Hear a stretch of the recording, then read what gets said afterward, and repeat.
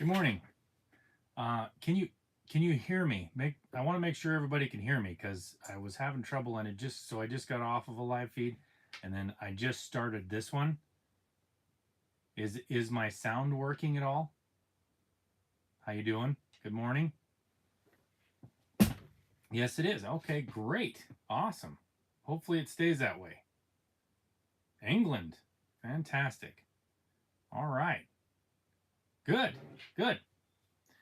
I just wanted to hang out with you guys this morning. So it just rained a whole bunch this morning. I need to oil some of my tack, and so I figured I would just go on a live stream and drink some coffee and talk to you guys. Hopefully everybody's doing okay, and I assume most of you are at work or something like that. But I apologize for that.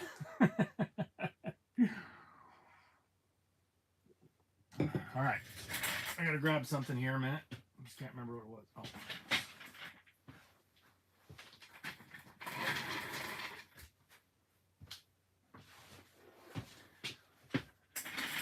Oh. A holiday? What holiday is in the UK? What is it?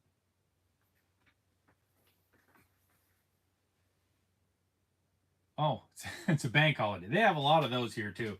I don't know what they are half the time. So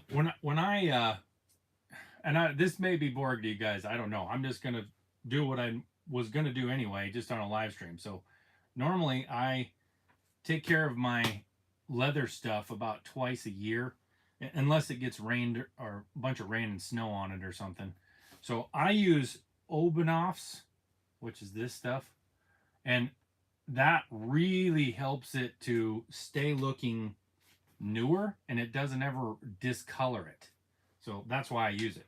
Now my dad gave me these. These are his old original set of shotgun chaps. It's got his brand on there. And so I thought, he was just kind of letting them sit in his barn. He had these made back in the 70s, and I thought I would just oil them up and hang them on my wall as a backdrop here. They're a little bit, they've seen some miles. They're paper thin here, a few holes. So this is an old set of chaps. This is a new set of chaps that I had made. I don't know about them yet. I haven't ridden with them yet or anything. So we'll see. And then, of course, my regular saddle over here. So this is a new one of this. This stuff is really weird. You have to have a rag or something because it's got a bunch of beeswax and stuff in it. So basically you just put your fingers in it and kind of push, and it sort of peels up some goop on your fingers. And just rub it in there. And after a minute, it kind of dries out to it's Obanoff. I get it at like Murdoch's, and it feels really funky. It like peels up funny, but I put it on pretty heavy because I only do it twice a year.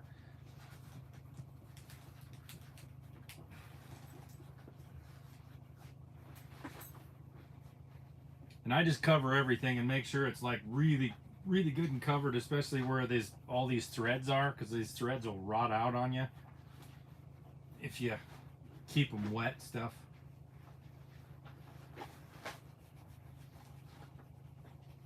Well, I hope everybody's summer is going well. Or lining up to go well. We haven't really had summer here until the last week. It's been really snowy actually. And just last week then it went to 80, so we skipped spring, but it does make it kind of waterproof. It kind of waterproofs it a little bit. After you do this, you'll see the water on your saddle just bead up and just slide right off. I don't know how long it stays waterproof. If you get it, I've been in a few rainstorms and stuff, and once you get your saddle really soaked, then I usually redo it. But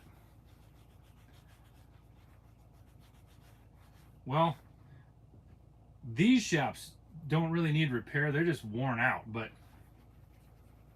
I did tear a pair of my chinks. Chinks are short shafts, like these. These are short shafts. They only go down past your shin. I tore a pair of those in half because I had them over my shoulder on the four-wheeler, and I ran over them. That would need repair.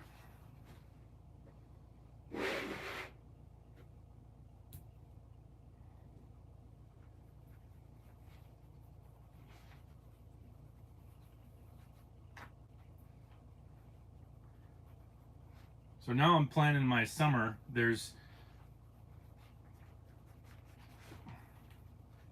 These are very worn. These things are like super worn. My dad hasn't even worn them at all in years. They were his old original ones that he had when he lived in Conrad, Montana.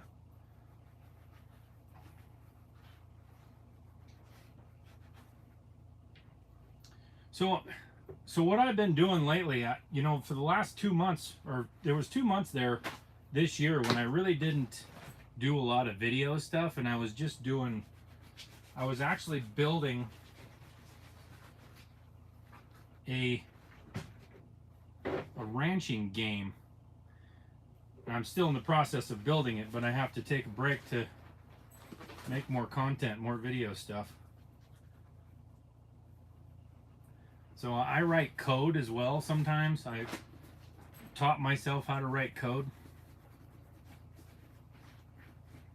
So that project, it's called Cattle Kings. I'm doing that all on my own.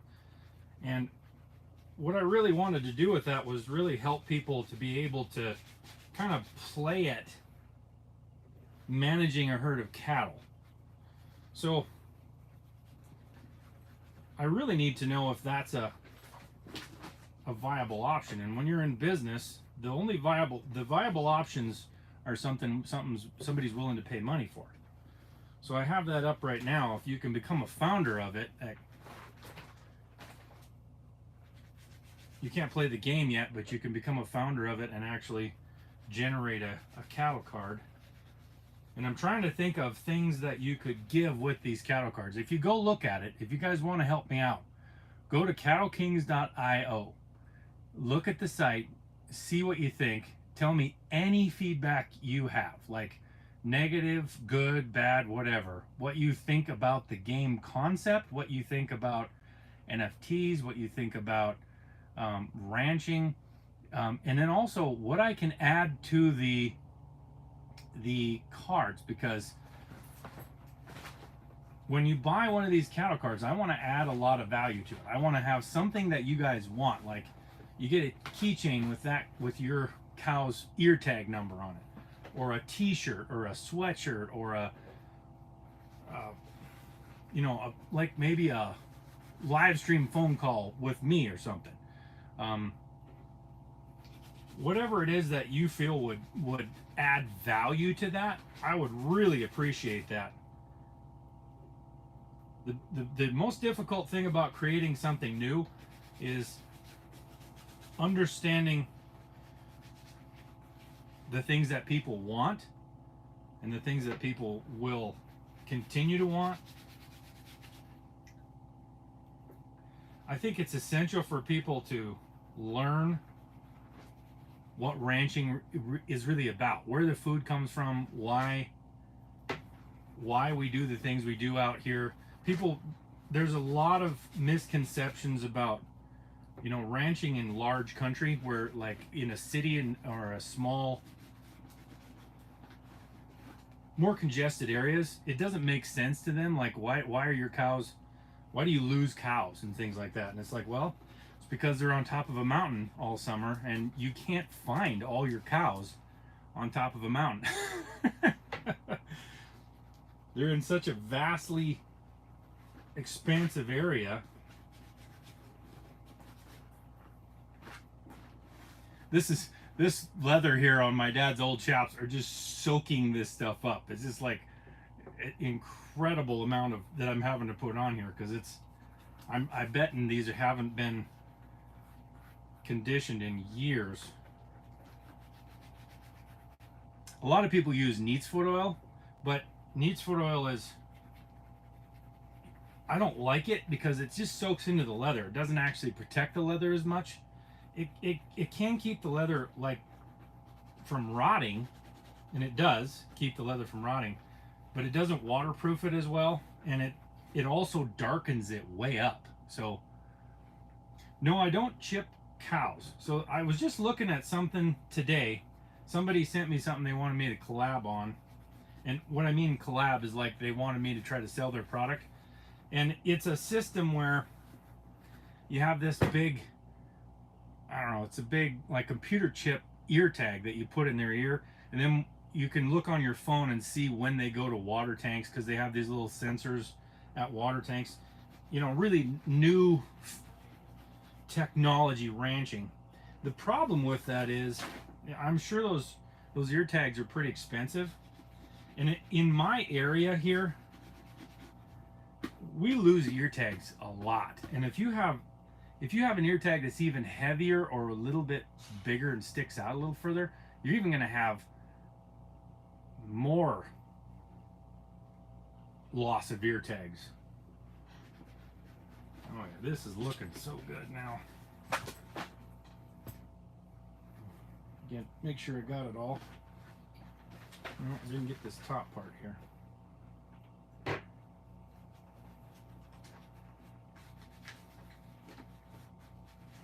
So my dad was kind of, I always associate him with being a real cowboy. And by that I mean real cowboys were kind of way more risk taking. You know, they got on, my dad always got on the bad horses. You know, he was always like, oh, that one's not acting up, so it doesn't need any work. So he would always get on the one that does.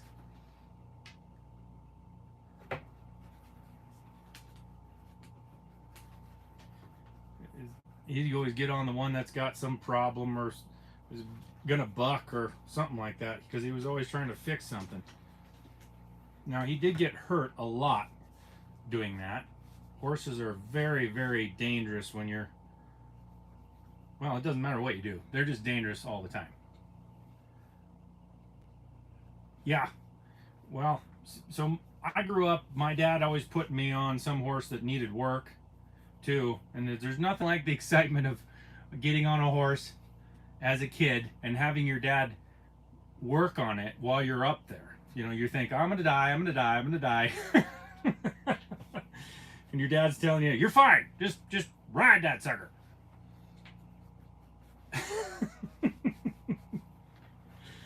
I'm sure if you've grown up on a ranch or been around horses, you know what I'm talking about. Okay.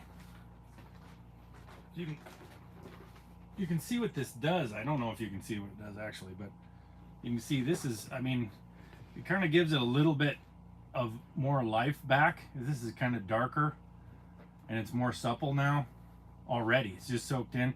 And then the beeswax will actually set up on the outside of it, which gives that kind of runs off the water. Because this is without it right here. You can see the difference. Unconditioned and then the conditioned. See how that kind of gives it a really cool leather look? If you do neat's foot oil or any other oils with this, it just makes these things really dark right off. So I'm going to do the other leg while I'm talking here.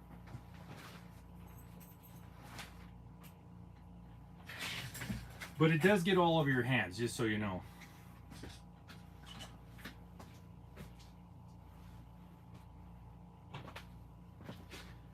So I'm gonna have to get a rag here a little bit.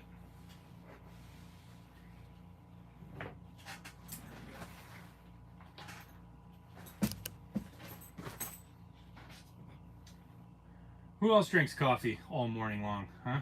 I know some people like have their cup of coffee in the morning, but I definitely Oh, you like the cows with the long bangs? Yes. So in the game that I built, even right now, when you buy a cattle card, what you're doing is you're buying a credit, and then you go in and you click the button to generate a cattle card, and what it does is it chooses from all the layers that I've had drawn, and I made it so that it builds the background and then the body and then the head and the hair and all that stuff. And there's three different kinds.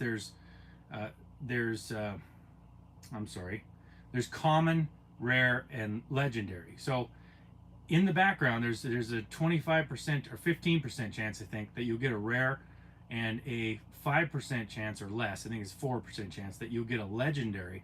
And then it picks from the layers of that. So but you could also have a common ended up with, and a common one that ends up with some legendary traits, things like that.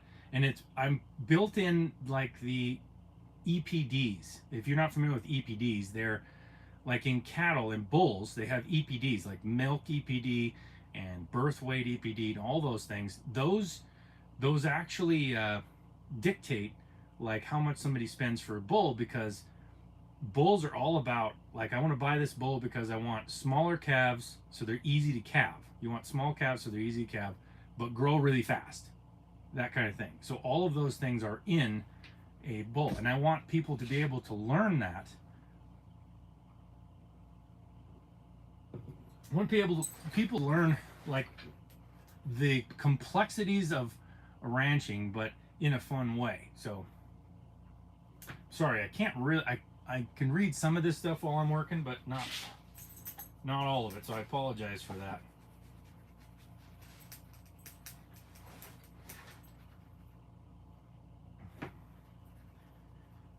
You know, the ranching thing,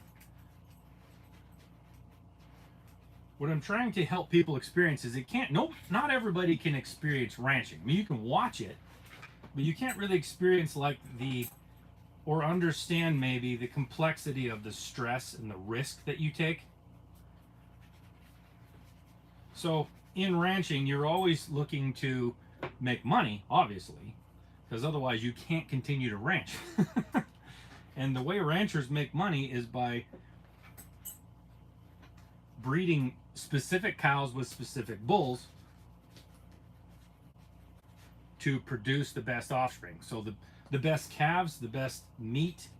Some people are going for meat. Some people are just raising cows to be able to sell the bulls. So some outfits are just doing that. Some outfits are breeding like registered stock. Registered stock is like registered Angus. They're purebred in a like a, well, it's just like dogs. You know, you're like pure breeding something in a specific breed to make more money. Yes, exactly. That's why you have all those categories like that, to show what the bull can produce and what the cow can produce. And you know, there's milk statistics, because in the mountains here, like, milk is funny. So there's a number that's associated with milk EPD. This is how technical this gets. So you can look at a bull's EPDs and you'll see a milk one. And that means that his genetics will throw cows that give a certain amount of milk. And that those EPDs are something like, you know, 15 to 35 or something like that, I believe. And if you get too high, you just get this really big, that means a cow will put a ton of her energy that she eats from a grass into her milk, which means she produces a lot of milk. But if she's on mountain grass like we're on, what she'll do is she'll get thin because she's putting too much of herself into, too much of what she eats into her milk. So you don't want a super high milk producer unless you're in a place where they're getting tons of nutrients. You know, we have high desert in Montana. Most of our stuff is really deserty, and the grass doesn't produce a huge amount of nutrients because it just doesn't get a lot of rain. It's mostly mostly growing in rock, things like that, or high on a mountain. So there's only a certain amount of nutrients there. So you got to balance how much nutrients are getting from the grass into like how much the cow is using for herself and how much she's giving to the calf. You don't want her to give all of it to the calf, and you don't want her to give more than she needs to herself and not produce milk. So it's kind of a balancing act.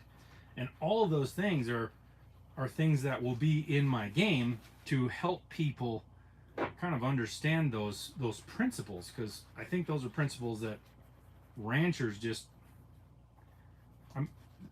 people just don't understand, and they're not very interesting sometimes. The reason I'm doing it in a game form is because if you know, a classroom is fine, but you have to force people to be in a classroom, right? I mean, who is going to sign up for a class? Not very many people that aren't going to be ranching. Ranchers will sign up for a class on EPDs, right? You know, oh, what EPDs are we going to have this year and what should we focus on? But not normal everyday people. They don't care about that. So understanding like calf loss to predators, you know, how you deal with wolves and getting up in the middle of the night because your cow is having trouble calving, those kind of things. I felt a game is a way to teach people that might be more interesting, especially in a strategy game like this, than just teaching them something in a video or something like that. And in the Cattle Kings game, and I'm talking about this because I really want your guys' feedback on, and not just in the comments. Go to,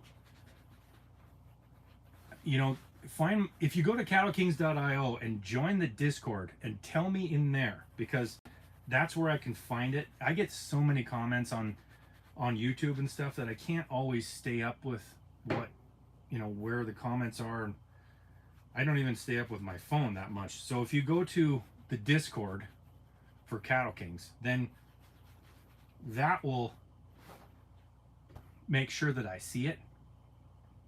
And then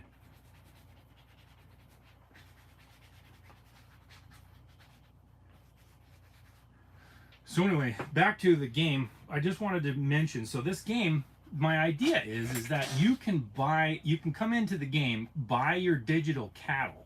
And when you buy the digital cattle, they're just like real cattle. That's why I made them NFTs, so you can pull them off and put them in a wallet outside of the game. But then when you sell those, when you breed them and sell the calves, the people coming into the game have to buy those calves from you. So it's not, they're not paying the game for the new calves. You're actually producing the cows and calves and bulls and selling them just like you would in the real world. Now, obviously, the cows are probably going to be, you know, you're probably going to sell them for like $5 to $100 or something instead of like real world prices. But I want it to be just like the real world in that way. So the game just takes a percentage. It's just a marketplace for people who breed and sell their own livestock. So any questions on that, or if you have any feedback, like everybody, there's a lot of people don't like NFTs. NFTs are like cryptocurrency tokens, but they're one of a kind, and that's what these cattle will be. A lot of people don't like NFTs, and some because they don't understand them. But the reason I chose that is because I want people to actually have ownership of the cattle they breed, just like we do in real life. And if you're ranching, you don't have, you know, you typically don't have your cattle owned by the stockyard, right? You own them. So you can sell them in this stockyard or that stockyard or wherever. Same with NFTs. That's why I created it that way. I want people to be able to actually have ownership of everything they do in the game. So this is one job that is just kind of, this is why I only do this twice a year, is because it takes a while. And obviously this is old. These are old here, so it's taken me a little longer, but my saddle really needs it too. I was in a rainstorm last year. No, I was in more than one, but and then I was in a snowstorm just last 2 weeks ago, and that kind of got it wet too. So somebody said Ponzi cows. So that's the kind of thing that I want to understand is what people are thinking.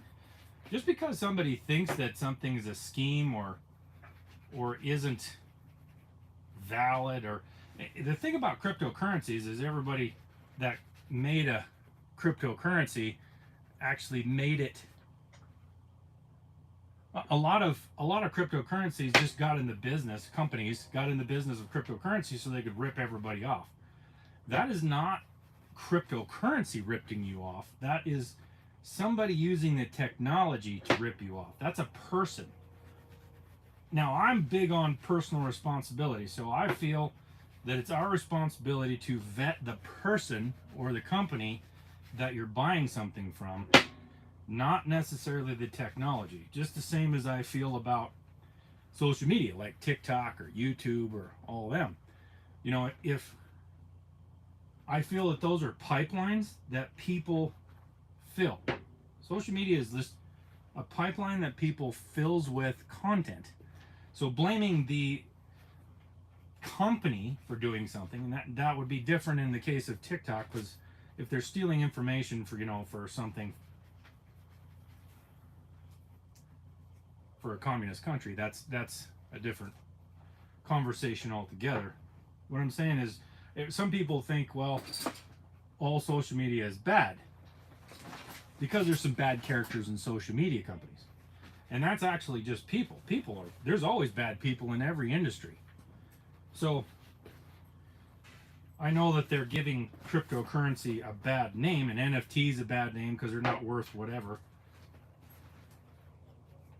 But for what I'm doing, the technology actually works better because you can own the actual item. That doesn't mean you want to take it out and sell it somewhere else. It's a tool. Exactly. People, there we go. I think I'm gonna do the back side of this strap here. I've seen people, it's the same thing with like churches. I've seen people leave a church saying, oh, all Christianity is bad, for an example. But actually, it was just some people in the church that were bad. So you have to, oh man, that looks so much better. These are going to be great hanging on my wall now. That's pretty cool. See how conditioned that is now? And that will actually dry up and have, let's see if this other side. It's almost got a touch of like matte sheen on it. And that's actually the beeswax that's doing that. It's the beeswax that kind of hardens on the outside and kind of protects it from water. It's such awesome stuff. So these are going to now hang on my wall for a while until I get something else.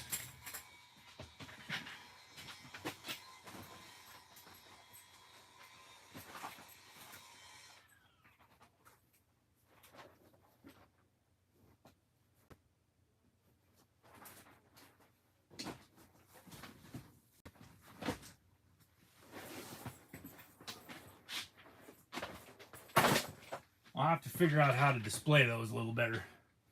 But I think those are pretty cool. Those are my dad's original chaps he had made as a teenager in the 70s. And he, when he used to ride up on the Browning Indian Reservation in Montana, his family were all farmers. So my dad's family was all farmers. So they actually, they thought he was crazy to want to be a cowboy, but that's all Dad ever wanted to be. He actually had a cousin, or maybe it was an uncle, named Ted Rispens, and Ted was a wild cowboy. Always wore a pistol on his hip back when my dad was a kid, and Dad thought he was the coolest guy in the world, broke horses and things like that. Actually, he did something very stupid one time.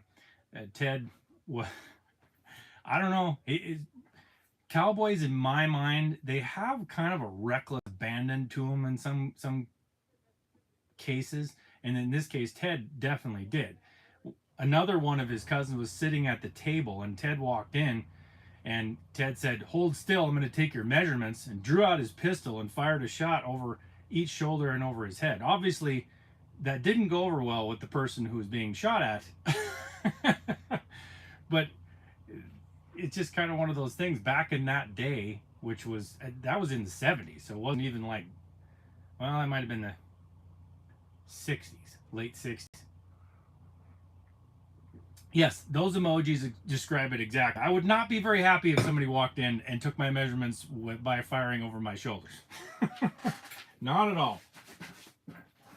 All right, so now I got to do this saddle. And so my saddle is rough out in the seat here. This seat is called rough out, and that's, so when leather has two sides to it. It has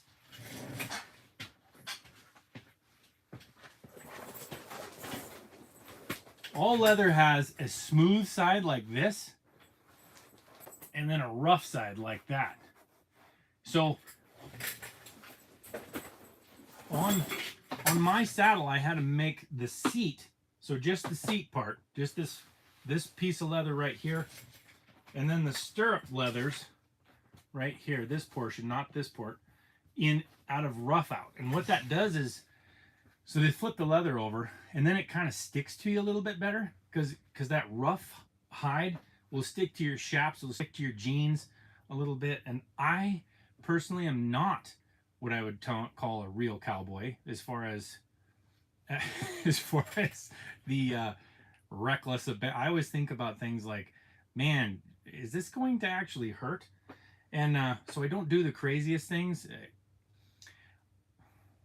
I hesitate to say that. My wife thinks I'm absolutely crazy in what I do, but I don't feel, as far as what I do, that I'm totally crazy, even though I guess I do get hurt still sometimes. But anyway, the rough out, I take every advantage I can get to stay in the saddle. I'm not a fantastic rider. And what I mean by that is like wild horses that are just not acting well, I don't do as well with. I don't ride real dangerous stuff.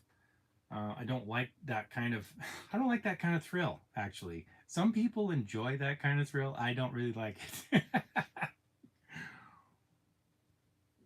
I want a good horse that can go really fast. And yes, so those back there, those are shotguns. Shotgun chaps coat your whole leg all the way down. I think I made a video on that. I did make a video on it. I'm not sure if I posted it yet, but anyway, on the different kinds of chaps. I had bat wings originally. I've worn those for a long time, but they're a little bit tough because bat wings flap down below. They only strap to your leg up on your thigh, so they flap a lot. So you can trip over them. Sometimes they get stuck in stuff. Sometimes when you're getting on, or the wind blows and it flaps the thing up and spooks your horse. It's kind of that way. Bison hide. You know, I don't have any bison hide anything. This is all cowhide. This is all usually like, they use like a bull hide for the seat. And don't quote me on this stuff. I'm not a saddle maker. I've known a couple, but I'm not one. I'm not a leather worker or nothing. My finesse only goes so far. My artistic ability is limited to, I would say, maybe code, possibly being able to write something. That's about it. I'm not a super crafty, like a craft person or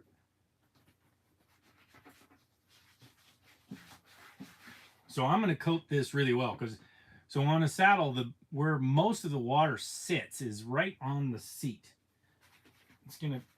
You want to get that part really coated well, so you don't have to do it again real often. And this kind of makes it a little wet, but the leather absorbs it, so after a little while, this is not wet. It just absorbs it right in and conditions it and dries out again. But this is one of the reasons why people ask me, like, why does your saddle look so new still? It's this stuff. It's this Obanoff stuff. Because if you use oils, just regular oils, like most people do, your saddle starts looking old really fast because it darkens it up. Not like this. This dark actually holds the same color as the leather. Like it gets dark. Like it starts getting mahogany when you put neat's foot oil or some other kind of oil in there on it. So I'm just making all my straps like super coated with this stuff because they have to bend a lot. So they need to be kind of supple. I end up with this all over my, I mean, it's just greasy hands, but oh well. That's the way I like to do it.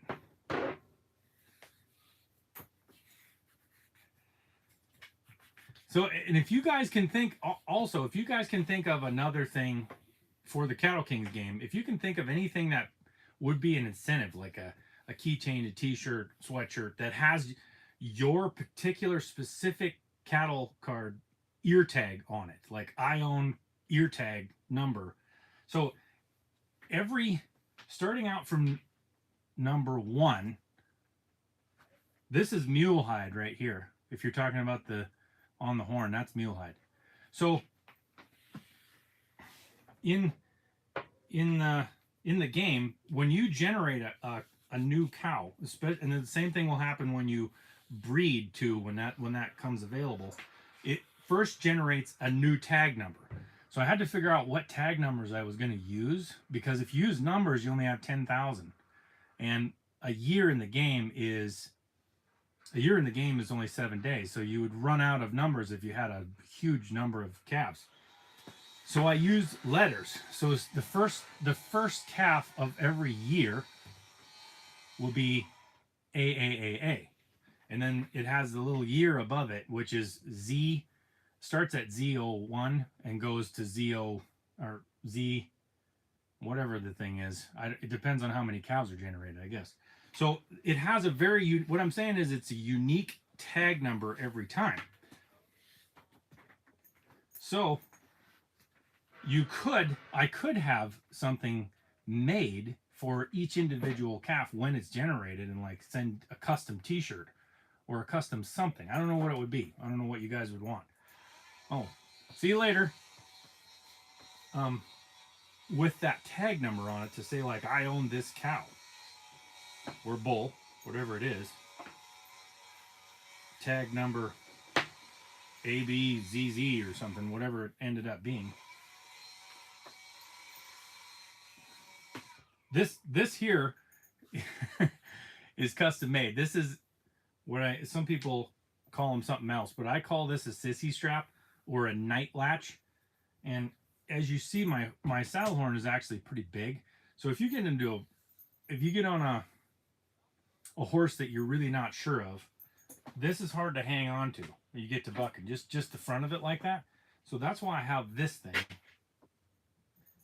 and it just wraps around there as something to hold on to. It's like a suitcase handle that I can hang on to if you get in trouble. And that is so beneficial. I mean, having that thing there, because it's way better to hang on to. Now, some people are from Australia watching this. Now, they don't have saddle horns on their, I don't even know how they ride the bronchi stuff.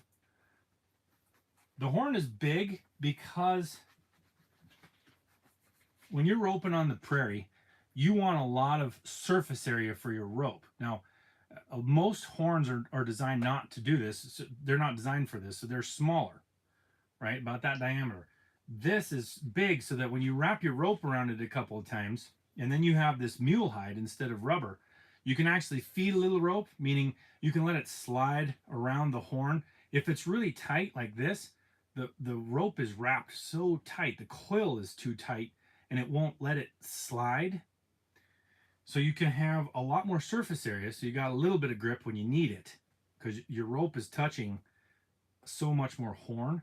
And then you can also let some feed through if you need to let the thing run a little bit. If you don't want to, if it's like choking or something, you need to feed a little rope. You just give it a little rope and it just comes around the horn like that.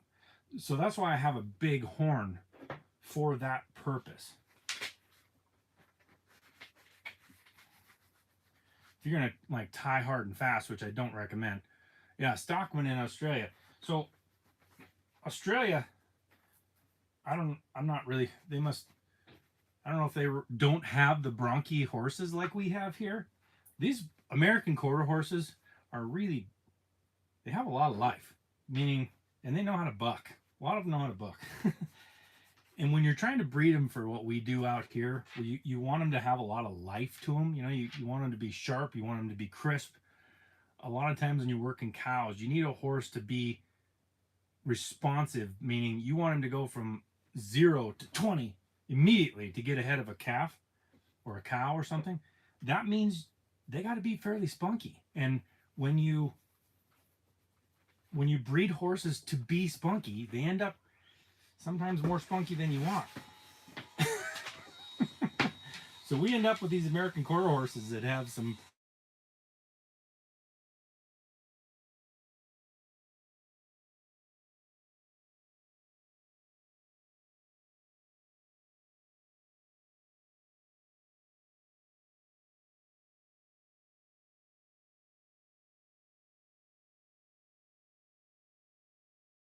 calling me. There we go.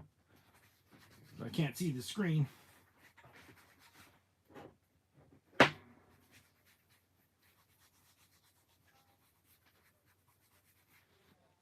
This is going to be so much better. It was kind of a little overdue for this. Yep, I sure am.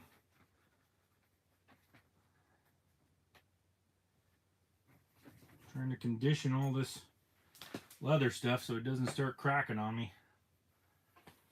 It needed it pretty bad. It'd gotten wet a few times, especially in these last couple snowstorms this spring. Actually snowed up high again yesterday. So I thought we were over it, but we're not.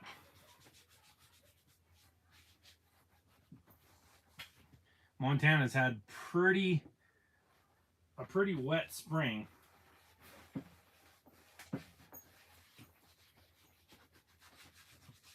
So a lot of saddles will have either a lip here.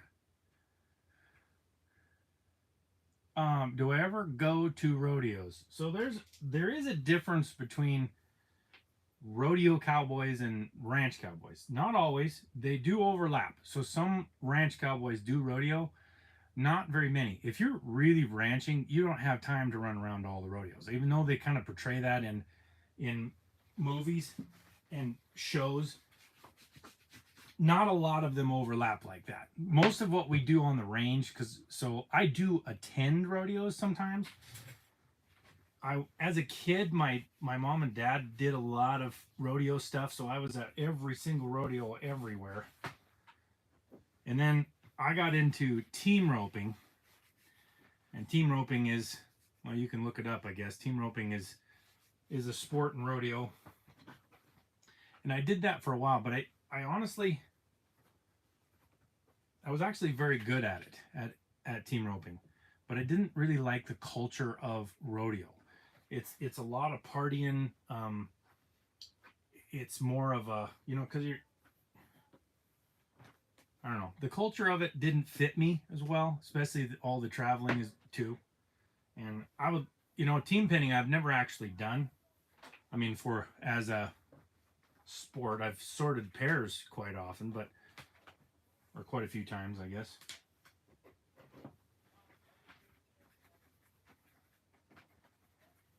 So I do attend rodeos sometimes, but I don't ride in any rodeos.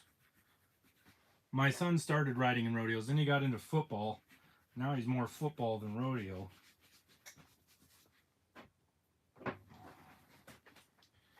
So I was looking at old saddles, and this is one thing I have is that in my stirrup leather, I put the stirrup leather on outside of the fender here, and that's kind of a old style thing to do. They're doing it a lot more nowadays because of that style. It's like an 1890 stuff. They always put this out on the outside. So I just thought it looked good. There's no benefit to that at all that I know of. It's all about, half of it's about looks, right? It's like what you want it to look like.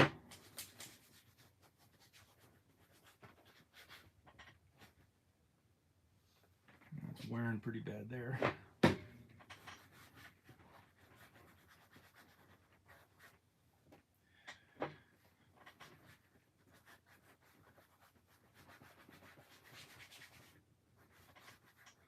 So I have quite a few things lined up for this summer, and we'll see if I get to them all. This has really been super busy, and I'm, having a YouTube channel, and because I don't just have a YouTube channel, I post stuff on TikTok, I post stuff on Instagram, I have a Facebook page called Life in the West. I try to, and some of them have different content than I have on here. I would say the Facebook page ends up with some more stuff than I have on here, because I can post any length of video. It doesn't restrict that. Whereas like a YouTube short is only 60 seconds. So when people say, well, why didn't you share this in your short and everything? It's like, well, I probably did say it and then cut it back out because I had to fit it in 60 seconds.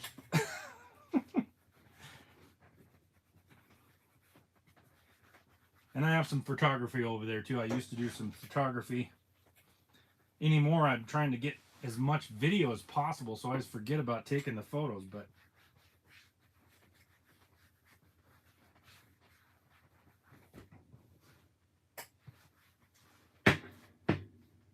so what do you guys, while I have everybody on here,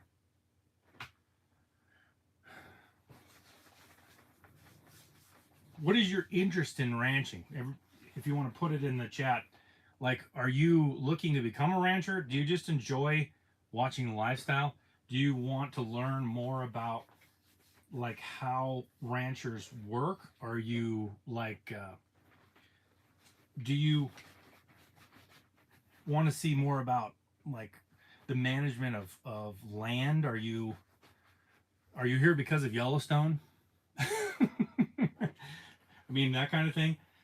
What interests you about the ranching or the Montana lifestyle? I mean, is it... I would like to hear from you guys what...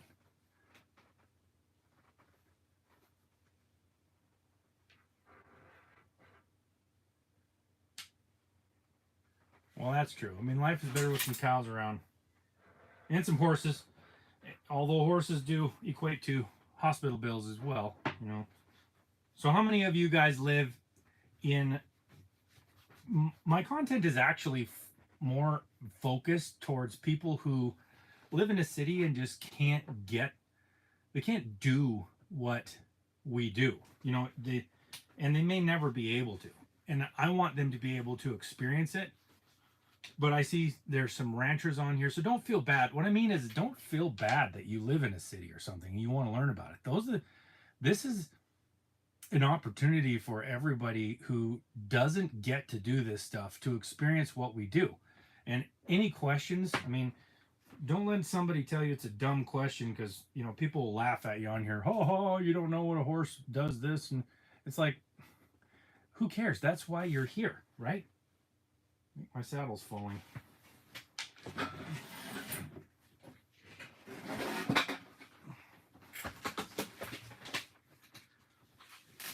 I think it's sad that... Sorry, that was loud. I think it's sad that a lot of times we look down on people that don't understand what we do for a living, no matter what it is.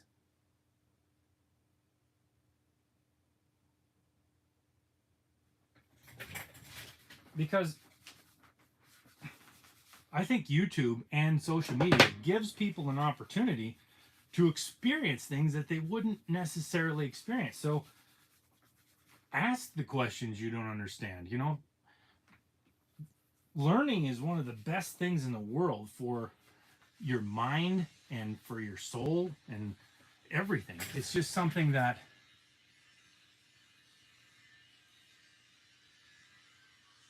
that's right.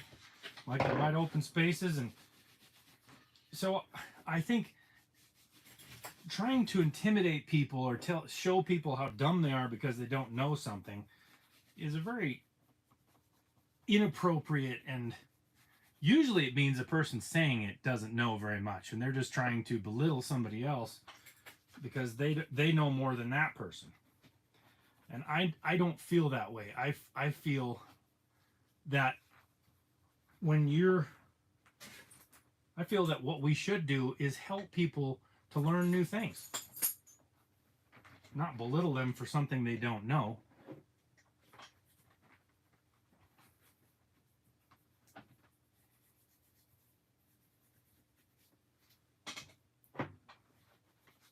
Sorry, I'm focusing here all of a sudden. Sorry, apologize.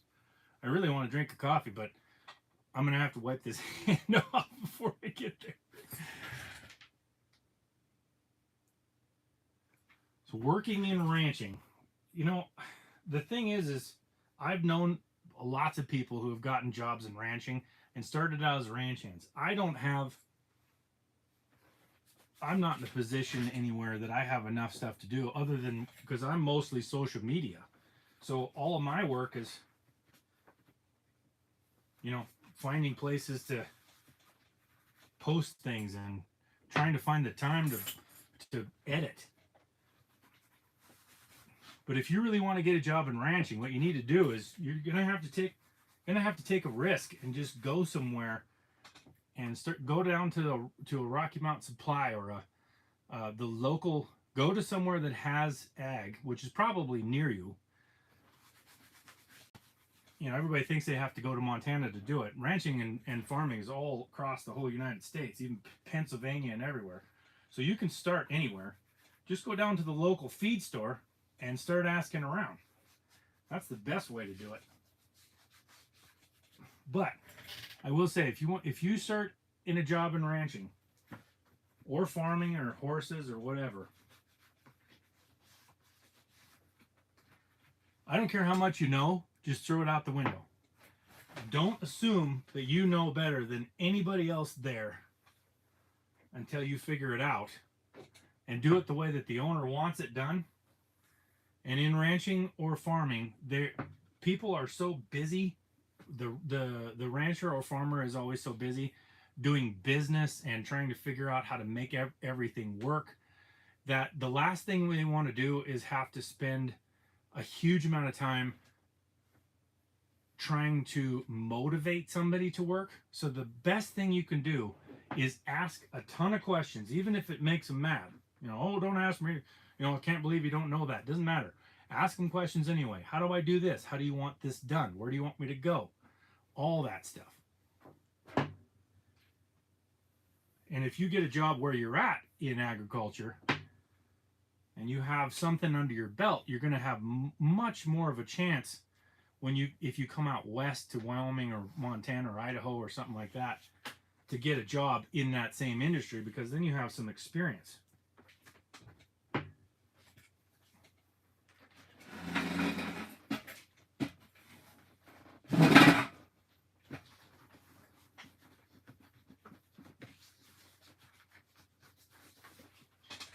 So hopefully that helps a little bit.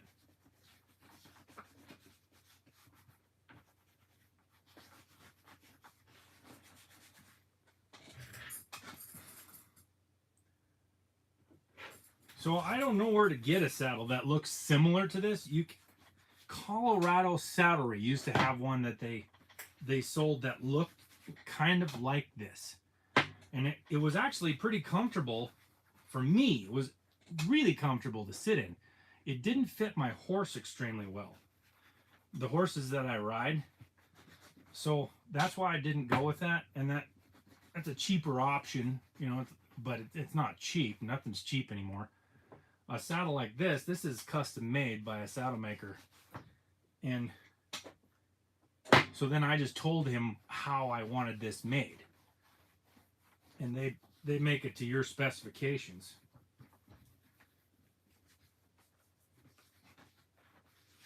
What style of, you know, pattern you want on the skirts, and, you know, if you want flowers, or I don't like super ornate stuff. I like pretty plain leather. I like the leather to speak for itself. So mine's always like basket weave, stuff like that. Plain leather basket weave.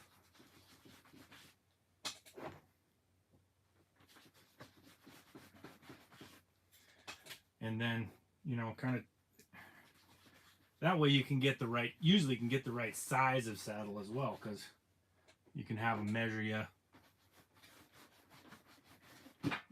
This has taken a lot of this stuff, because it was in desperate need of oiling. I've been putting it off for a while. Actually, I brought it back home to do this like 4 or 5 times, and I was going to do a live stream while I did it, because I figured, you know, while I'm sitting here, might as well do a live stream. But then every time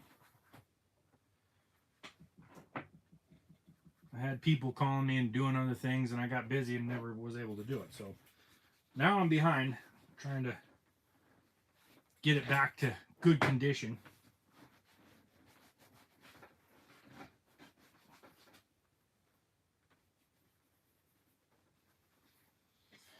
And if you do buy a saddle and you're going to rope in it at all, make sure it's a good rawhide covered tree. That's the problem, is if you buy a cheaper saddle, the problem you come into is, and the tree is actually the wood part that everything is built on. So the horn and everything is right into the tree right here. And then they build the leather parts onto the tree. I've actually had a saddle when I was team roping that broke off right here. This whole front portion broke off, and I was pulling a steer, so the rope is across my crotch right here, and the whole front of the broke off with a big huge boom, and hit me in the groin and picked me up and threw me out the back door of the horse and onto the ground. I never felt hitting the ground. I was preoccupied with something else at the moment.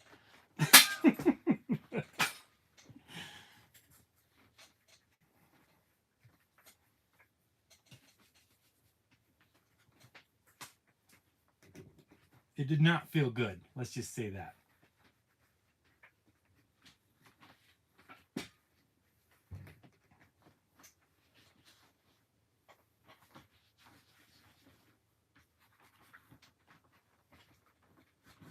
Oh, there's a dry spot right there.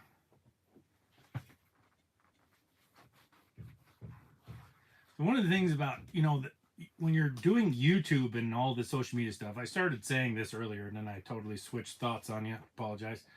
Is that you have to, at some point you have to monetize it, or all the time that I put into this, which is a huge amount of time that I put into making videos and editing them and everything, could not continue. It's just, it's a principle that I don't think people understand very well, is that something has to make money for it to continue. That's why capitalism works. It doesn't always work in the way that you intended for it to work. So you can't say that, you know, oh, capitalism is like the king of all things, because you look at the buffalo. The buffalo in the United States, we're at estimated 30 to 60 million buffalo, right? And then they went down to less than 300 animals at one point. That was, and some people say, well, it was due to the government trying to eliminate the buffaloes to starve out the Indians and all that stuff. Those were things that were talked about, like in the Congress and things like that, but nothing was ever actually passed, or no policies were in place to actually do that. Nobody ever actually followed through with it, and they didn't really have to, because capitalism had taken over the buffalo industry. So capitalism in that case was not, it ended up almost eliminating the buffalo. The reason for that is because hides, the buffalo hides, were actually worth so much money that you could make a fortune coming out here and shooting buffalo. And I mean shooting, because back then when you talk about herds of 100,000 head in one spot, I don't know if you've ever seen 1,000 head of cattle in one spot, and you multiply that by 100, and you would literally, they would have like when a herd was moving through an area, some people wrote about it. It would make the ground shake for one thing, but literally that herd would go by you for 3 days. That's how long and enormous these herds were. So you could sit there in one spot and shoot buffalo and end up making a fortune because of what the hides were worth. Well, of course, that's any entrepreneur worth his salt was going to go, absolutely, I'm going to go out there and hunt buffalo. So in that case, capitalism without regulation ended up decimating the buffalo herds. I gotta switch this around.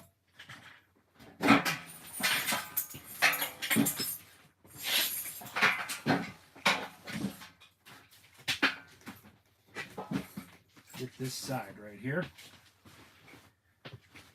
So in that case, capitalism was kind of bad, and that's, you can learn all kinds of principles. So I'm saying, when I make YouTube videos, I need to be able to monetize them, which is why but I don't want to monetize them in just any way. I don't want to just like sell whatever product comes my way, because I would already done that.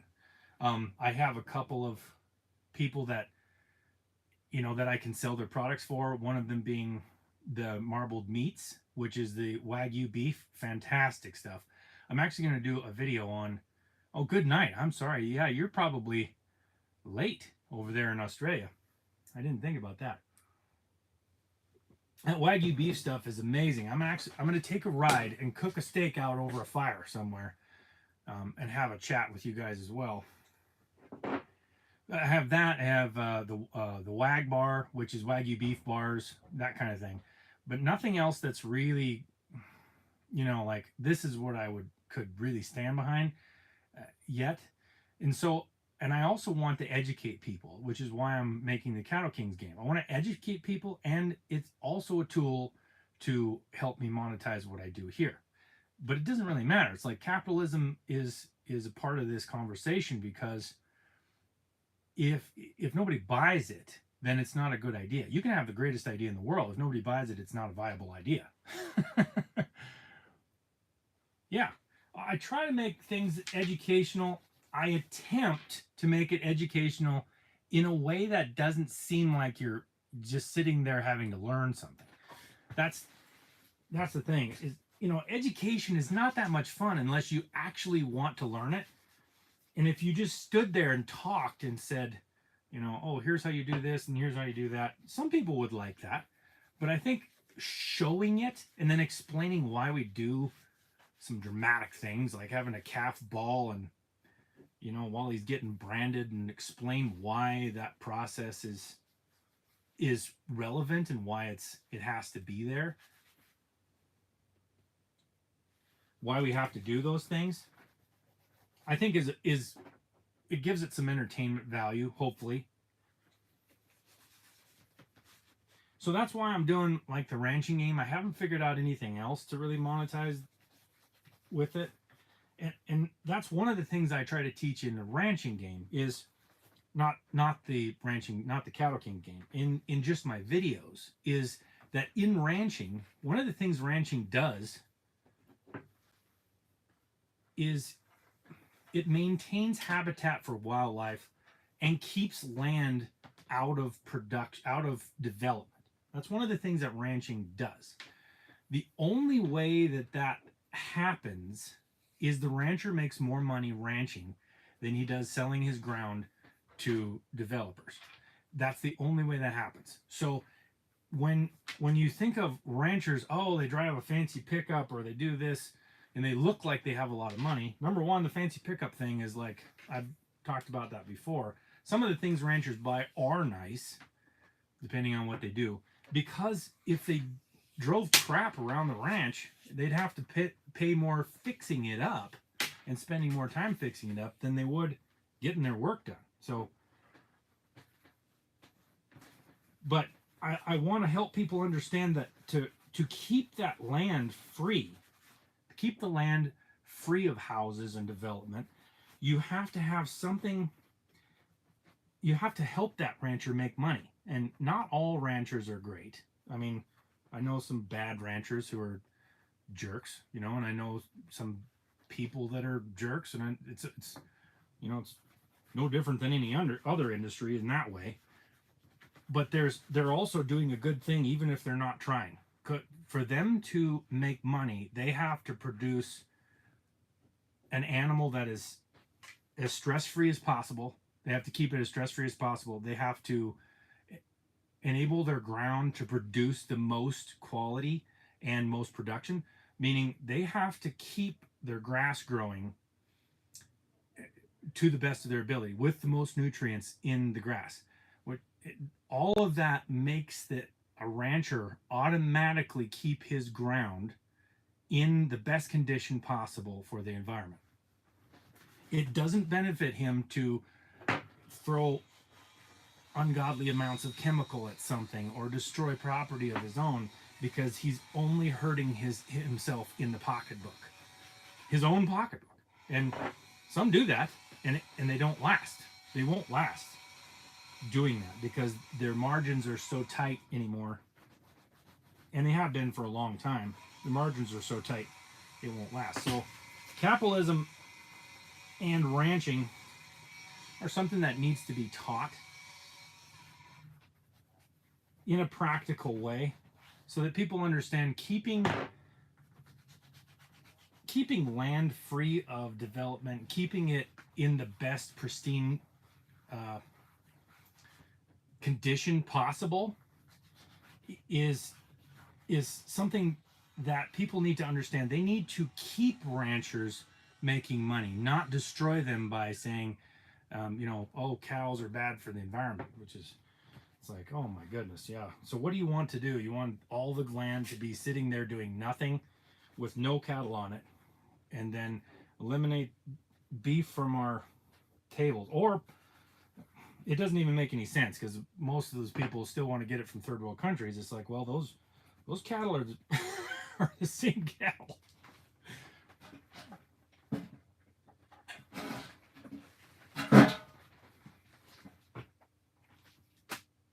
Hope I'm not boring you guys. I'm just talking while I'm good to talk. I can talk. I'm not necessarily making sense all the time. I'm usually jumping around to all kinds of different subjects, but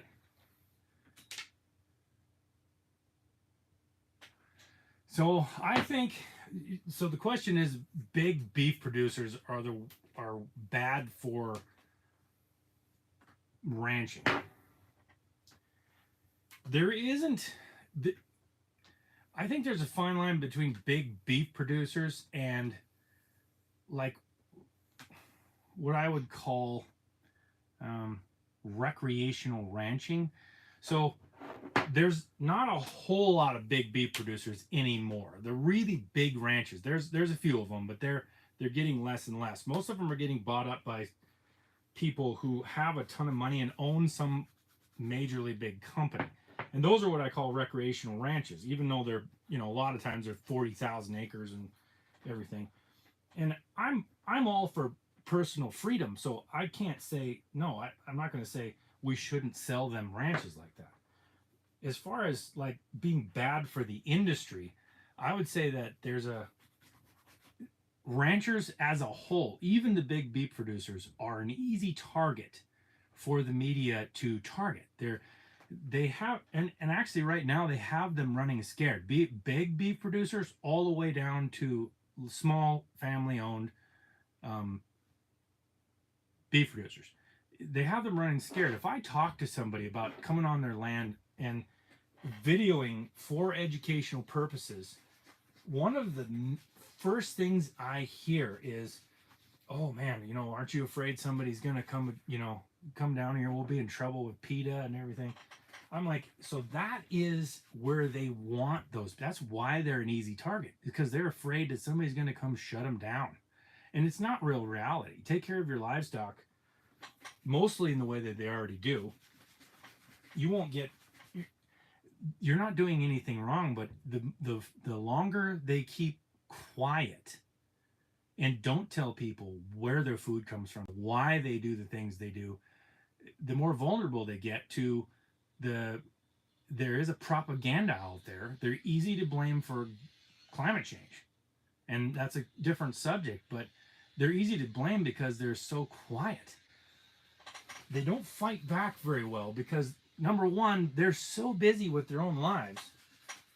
You know, if you ranch and then have kids and sports and you're, you know, involved in your own community at all, you don't have time to sit there and fight people who are constantly saying how bad cattle are for everything.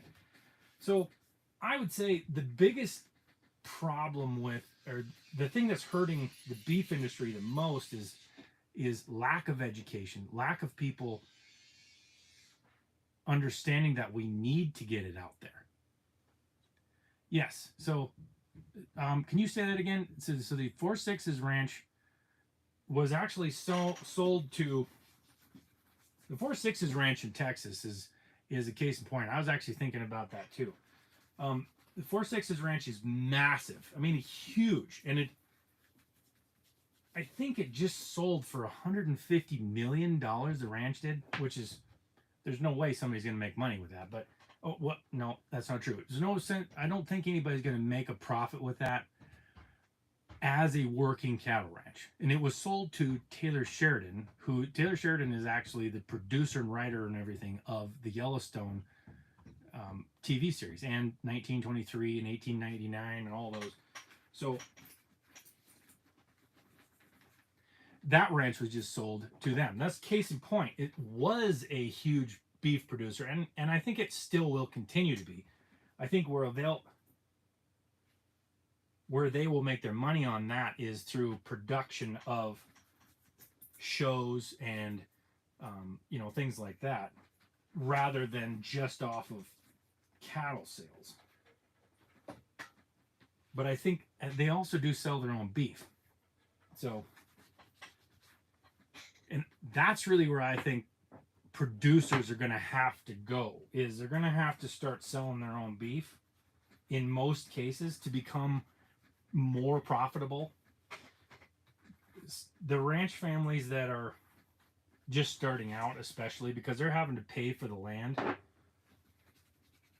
And when you have to pay for the land right up front, then it's really difficult to make a living in ranching, because you have a huge payment right off the bat, every month or two or whatever.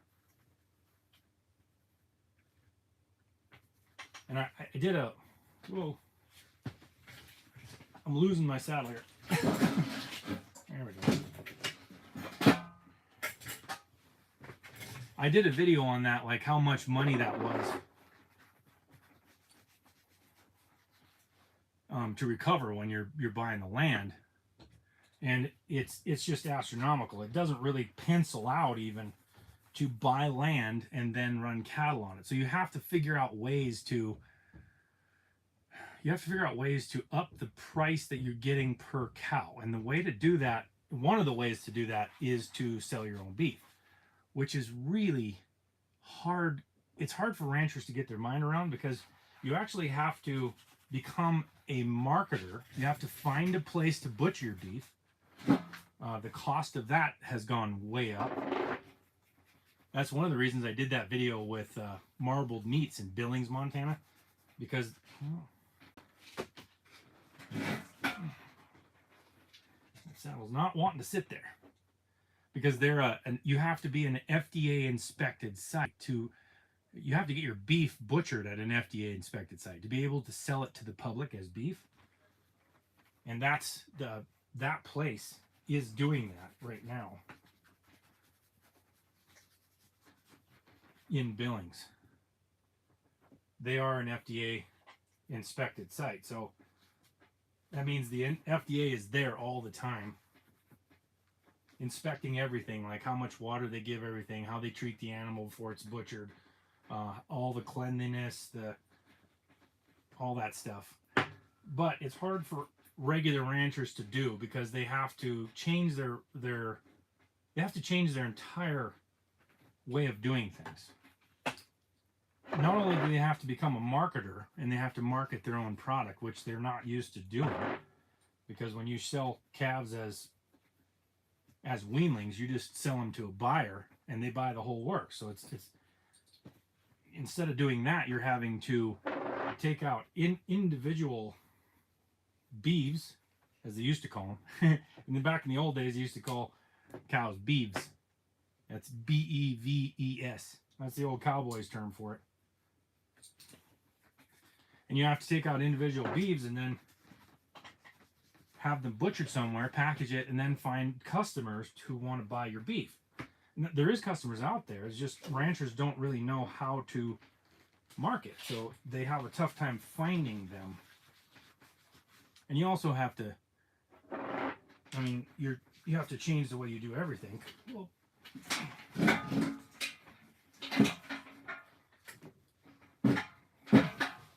I could use a better saddle stand for this. I have one over at Dad's tack room, but I didn't bring it over.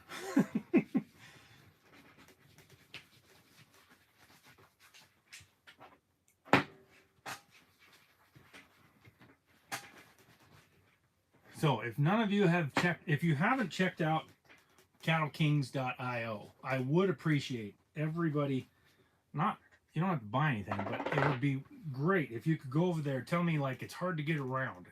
Go join my it's easier to find the Discord from cattlekings.io because you can just click right on the button up at the top. So if you go to cattlekings.io, that's where I am producing this game. And you can become a founder of it right now. The game isn't produced yet, but I need some...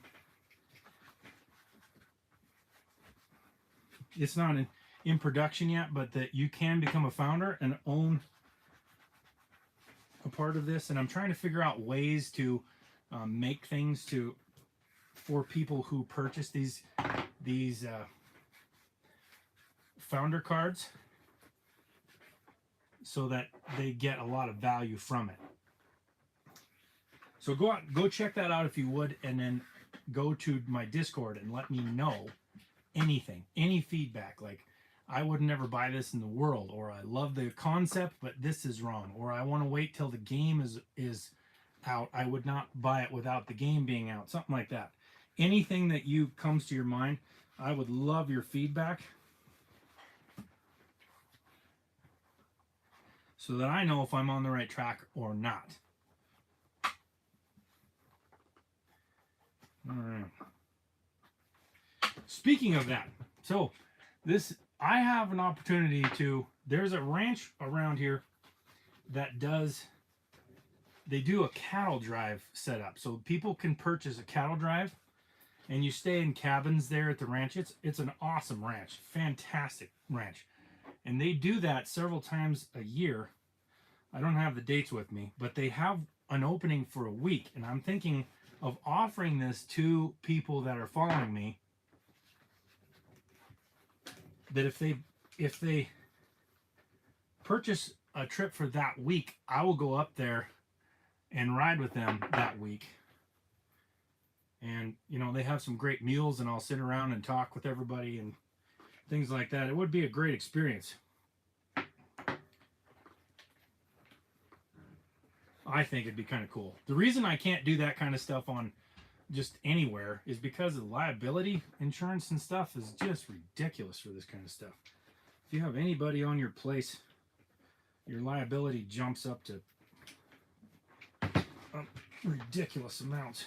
And that's just the way our world works. But, if anybody would want to go on a cow drive with me there, and the whole week, it's like a 5-day deal. They pick you up in Bozeman, Montana. It's all exclusive. I mean, it's pretty cool. I think I'm going to go up there, and now that the snow is finally melted, I'm going to go up there and make a video. It's pretty high. That ranch is really high up, so it does take a while to thaw out all the snow.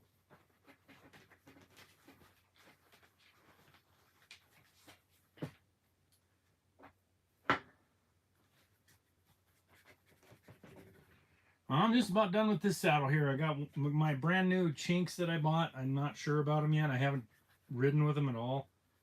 I'm going to try them out. But I I'm gonna condition them as well, even though they're brand new, because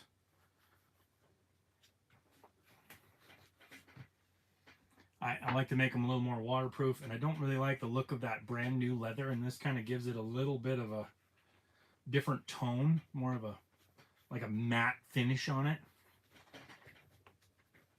You know, because it's all about looks, right? I don't know. It actually is a lot about looks. There's a lot of cowboy stuff that, you know, I don't know. People make fun of me sometimes because I wear fancy clothes or my saddle doesn't look worn enough, and you can't be a real cowboy because of this or that or whatever. Actually, back in the cowboy days, like the real cowboy days, before 1886, those guys, those cowboys, they put all of their money into a saddle, and then they probably drank the rest of it. But their money went into the best gear that they could get, because that's all they lived in a saddle. So they had a good bedroll, they had good clothing, they had fancy boots and nice new hats. I mean, a lot of them wore their hats out just like we do today. But to think that these guys rode with old crap saddles to begin with, or old clothing to begin with, is kind of ridiculous when you think about it. Because that was like, if you're say you're a gamer, you're going to have the nicest gaming stuff, right? Eventually, that's where you're going to spend your money. It's just the same as a cowboy. When you live in a saddle, you're going to put your money in the saddle. So you're going to have nicer looking equipment a lot of times. Now, some people don't. Some ranchers don't, just because they flat don't have enough money and they don't use their saddle all that much either. So there's a difference between cowboys and ranchers in that as well. Ranchers are just trying to make money by raising cattle and selling them for a profit. Cowboys are, you know, if you say cowboy, I assume you mean like a cowboy is somebody who is a rider, does the cowboying, but doesn't necessarily own all the stuff. So they're not usually they don't have the stress of trying to make all the money. They're doing a lot of the work. So that's a cowboy versus a rancher, I guess.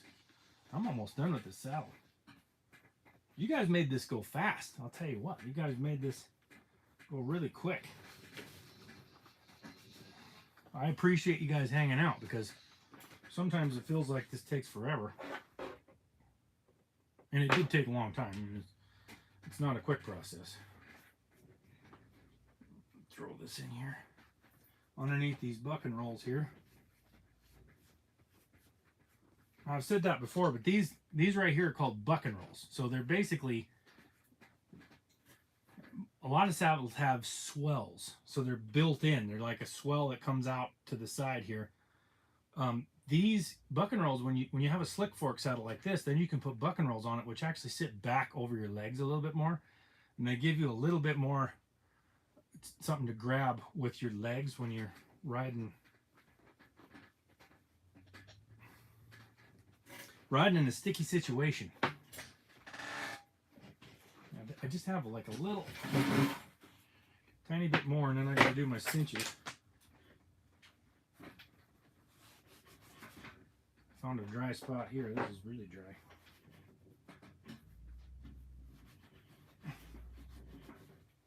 I don't know if you guys saw that one last year where I was standing under the tree in a lightning storm and my saddle got really wet. So a lot of times you can sit in the saddle, and when you sit in the saddle, you're kind of blocking it from the rain. But when there's lightning all over, you don't want to be sitting in the saddle. You want to be on the ground. Your horse is literally anchored to the ground with 4 metal shoes. Very well grounded. So the rib.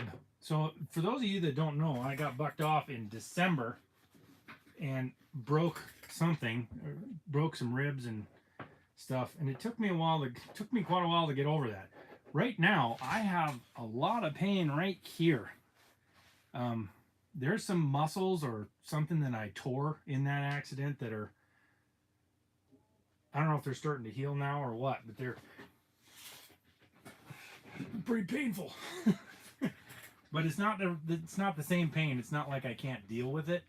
Whereas like the broken rib, you just can't move around. It just hurts like tries to gouge you and stuff. Pop over, you feel it popping around, and I don't like that. So it's healing up. I just have some. I think the older you get, the harder it is to. You don't just recover from those like immediately, like you do when you're young. I think I bounced better.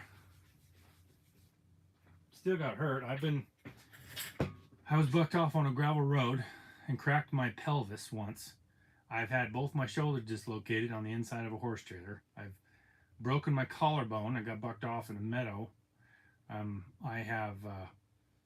pulled my groin muscle several times riding bucking horses. Not in a rodeo, like accidental bucking horses.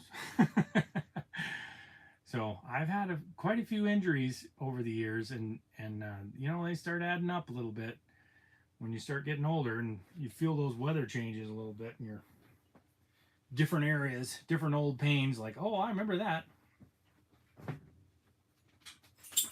So we're just now, though, in Montana, we're just now starting to get to where it's warm enough and everything, where the grass is popping. They're not going to be putting the cows out up here yet for a while, because you have to wait for that grass to kind of get established a little bit. Otherwise, you stick them cows out there right away, and they trample it down and eat it right when it's first young, and then it doesn't produce as well. So we're waiting for that. Yeah, all the horses that Dad was going to sell are sold. That did not take any time at all. There is a major shortage of good horses now. Back when several years ago, they stopped the selling, or they stopped the horse killer market for a while. A couple years. And before that, everybody around here, you just drive through Montana and you'd see everybody had a couple of horses in their backyard. It was just like everybody had a colt here and a colt there, and just regular everyday horses. They weren't like, usually people weren't breeding, you know, for like really high dollar stuff, or well papered, meaning registered and all that. They were just like backyard horses. There was backyard horses everywhere. And after that happened, it was kind of a disaster, because then we got over, all of a sudden people started just turning out horses in Nevada and New Mexico and California. Now we have so many horses down there, they don't even know what to do. They have 50,000 of them they're feeding every day that they don't know what to do with. Well, they reversed it, but it was a little late. Everybody had sold everything because the industry crashed. And now there's not a lot of need for horses to do any of the work that we do. You know, other than, you know, where I'm at, you have a lot of forest and a lot of mountains and timber, and you need horses to get there. But if you're out in eastern Montana, you can use horses, but a lot of the stuff you can actually use ATVs for. And we don't ride horses to town anymore, you know, like we used to, or pull wagons with them to get anywhere, because we have vehicles and highways. So because when that population dropped like that, it kind of made it so that it unrecoverable state. So now we have this lack of horses that are just normal horses. And because we have this lack of horses years ago, now 15 years later or whatever it is, we have this major lack of good broke horses that just normal people can ride. Not we have all the fancy high dollar stuff, you know, that people bred with really good papers and all that. We still have that, but we don't have the everyday clodhopper, just get on and go ride, trail riding horses, things like that. You're just running out of those because they didn't breed any. Nobody bred any of those kind of horses. They were worthless. Another thing, on my capitalism thing. If you make something worth money, they will continue to produce them. If you make them worthless, you'll eliminate that product. So what happened is people eliminated horses, and now you can't even find a horse for any price that's really good. It's really hard to find a good gentle horse for $5,000. It's just hard to find them. They're just so expensive. They're very few and far between.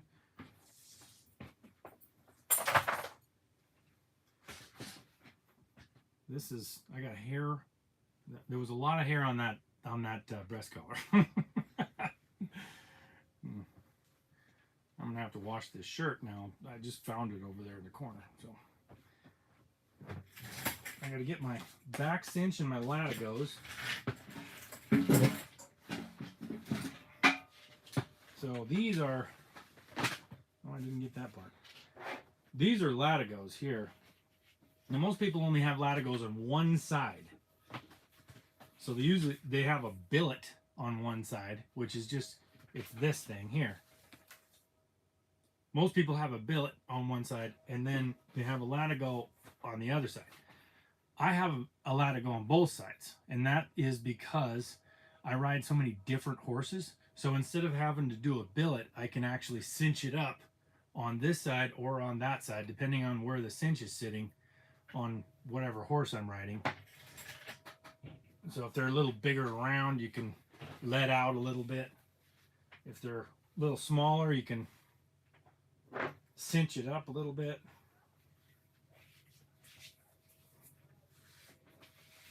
So I got two latigos to do here.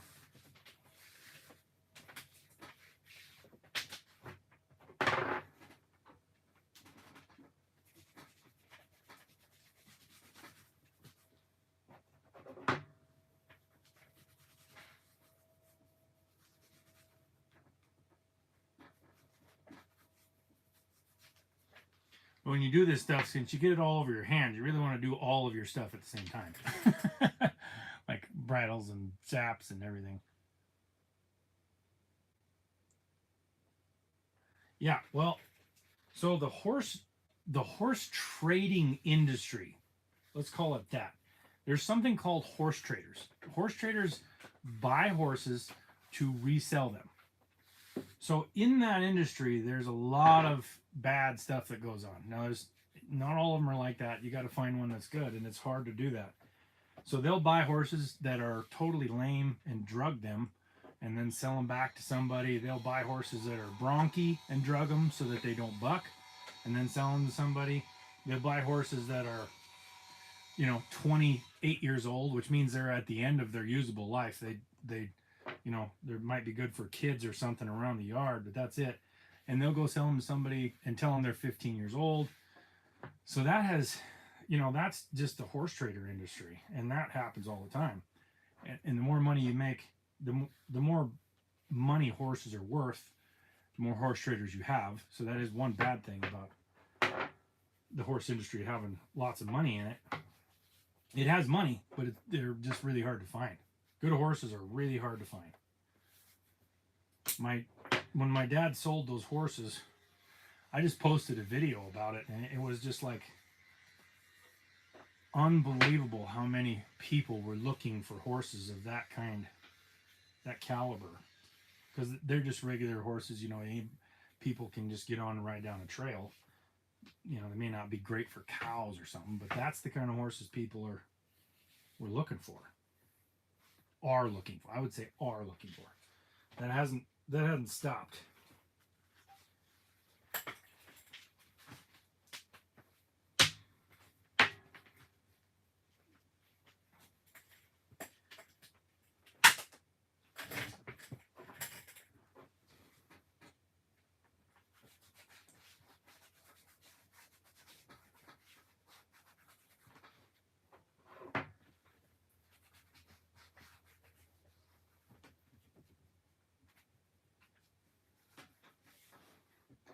So in my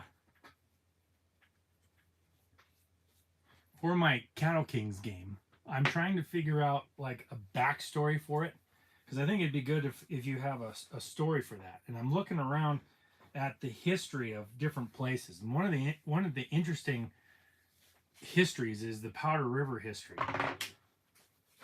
There was I don't know if you guys are familiar with like the stock growers associations back in 1880s. There was some stock growers associations that became completely run by the rich of the day. And the reason that was is because back then the cattle industry was brand new, really, the big time cattle industry. You got to understand, I talked about the buffalo and the way that capitalism kind of eliminated the buffalo. That means that out here in the West, there was vast expanses, millions and millions of acres with no major bovine presence, no major grazer present. There was still elk and deer and stuff, but a lot of like the antelope and everything had been decimated as well. So people with tons of money, like people from England and Europe, started investing large amounts of money in majorly big cattle operations in the West. And because you didn't even have to own the property, it was all free grazing. At the time, you could just turn your cattle out anywhere.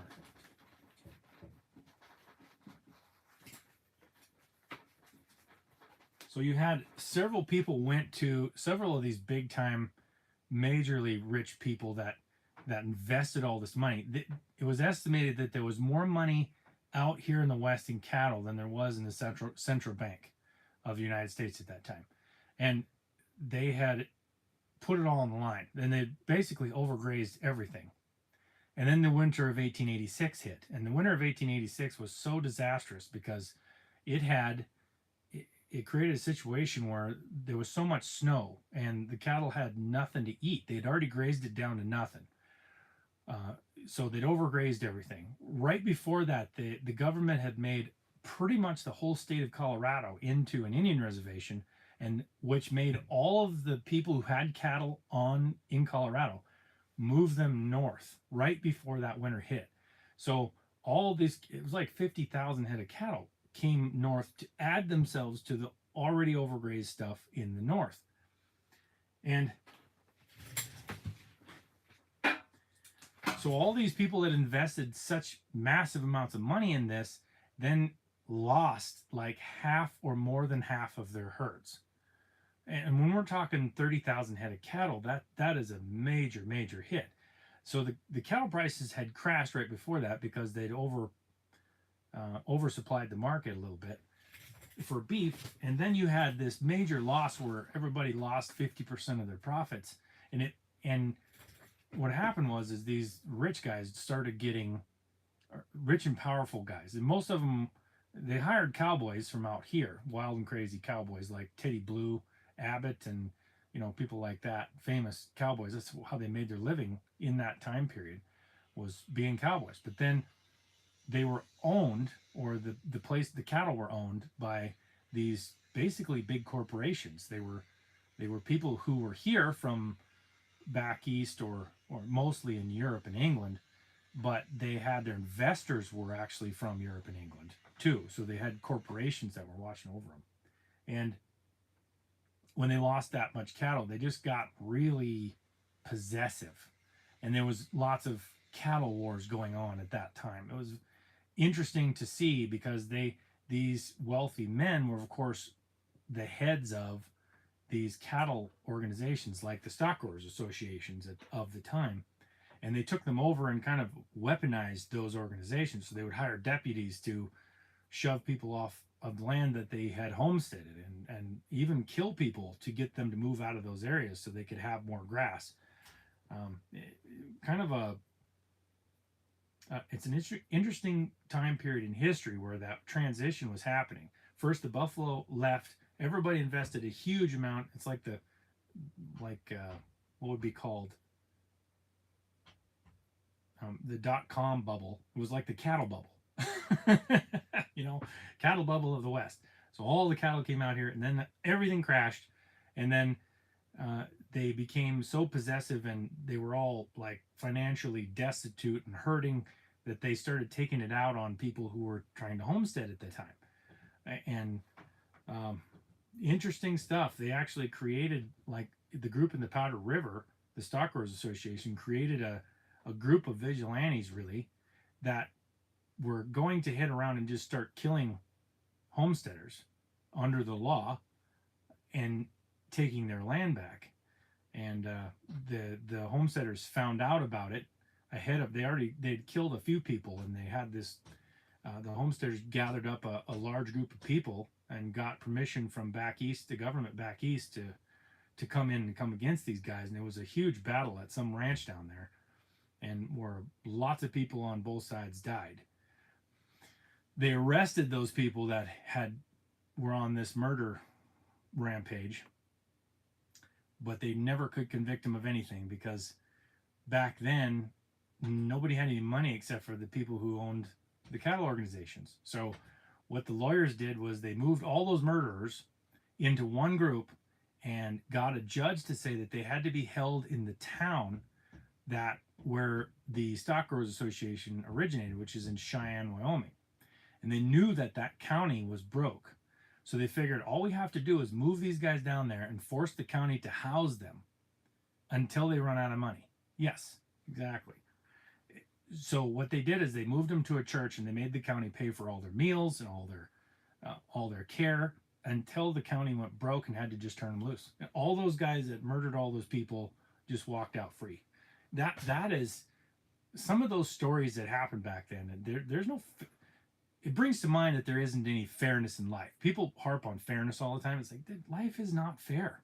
You have to live your life going forward. Because if you always look back to what isn't fair about what happened to you, or somebody else is doing to you, or you don't have this opportunity, well, find an opportunity that you do have. Because in this country especially, you have opportunities.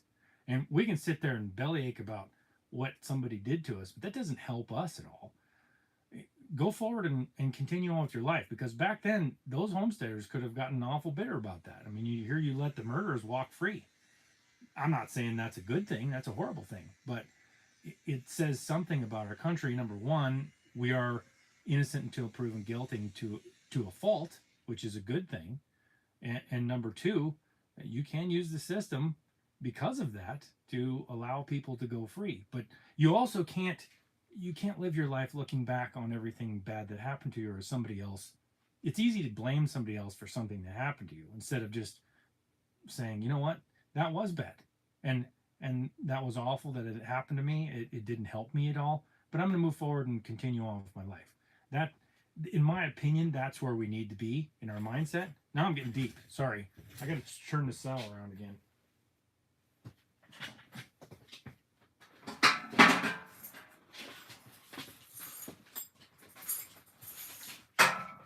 Without knocking the whole thing over. There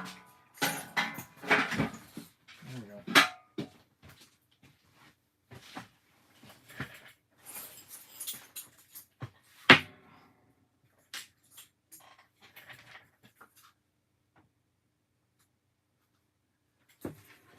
All right, I didn't catch that last comment. Do more like what?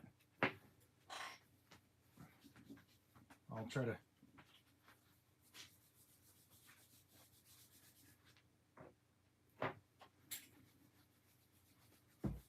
Try to read it this time when it comes up. I can't touch the screen because I have stuff all over my hands. I just smear a big old smear on there.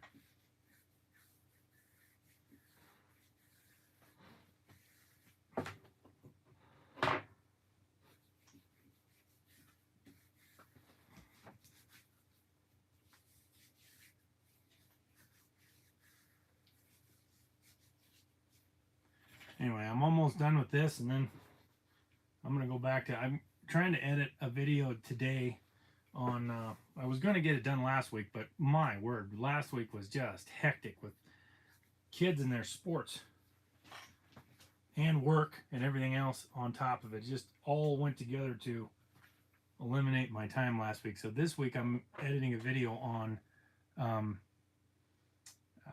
Rocky Mountain oysters, because I went up to a place and we were branding, we're cutting out the testicles and then frying them in a pan.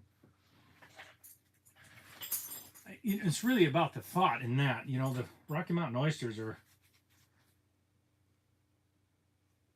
actually very good tasting. They just, just the thought process, maybe to some people the thought process is bad, that they're that you're eating testicles, but they actually taste just like a chunk of beef or something. You know, it's actually pretty good stuff. This is my back cinch here, if you guys don't know. So it's got a lot more sweat on it. crusty sweat. And the horses, of course, are just as salty as us, so they have a bunch of salt that kind of, it takes all the moisture out of the leather. So these, I try to get a lot of this stuff on there. Really protect that leather.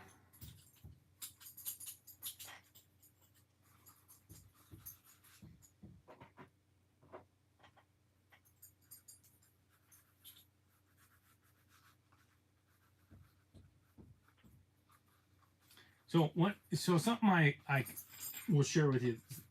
I did a video a while back and talked about some of the riders, some of the real cowboys. You know, there's a lot of what we see today in like 1923 and everything is, you know, they're cowboys, but they're riding horses that are like $30,000 horses. Back in the cowboy days of Teddy Blue, and you can look him up, he's a pretty interesting character, but Teddy Blue was one of the cowboys in that open range days where there was, you know, they just ran them out all together. Everybody ran them out together, thousands of head of cattle. There was no fences or anything. When they rode horses back then, they weren't the highest quality horses you could find. They were anything that they could afford. So, and these guys would go out, these cowboys, they would each have a group of horses that they rode, 5 to 7 horses. And in the morning, you would go out to whoever was the remuda guy. A remuda is the band of horses that they had. So in the morning, you'd go out to the remuda guy and you'd tell him which one you wanted. And he'd go rope him out of the bunch and give them to you. And these horses weren't broke. You know, what they considered broke back then in that day was, to a cowboy anyway, I'm going to have to vacuum that up, was like they would get a horse that was 5 years old. They didn't break them till they were 5 years old because they had to ride them hard from day one. And a horse that's 2 or 3, like we break horses at 2 or 3 years old now. Their bones aren't structurally sound enough, so we can't ride them like super hard yet. But back then they needed to ride them hard right off the bat, so they had them at 5 years old. So they were big and strong. And then, so you'd tell them what horse you wanted, and to start out the season, you'd have a bunch that weren't broke, and you would take them in a pen, and you'd blindfold them. You put a blindfold on them with a big halter, tie one of their legs up so they couldn't kill you.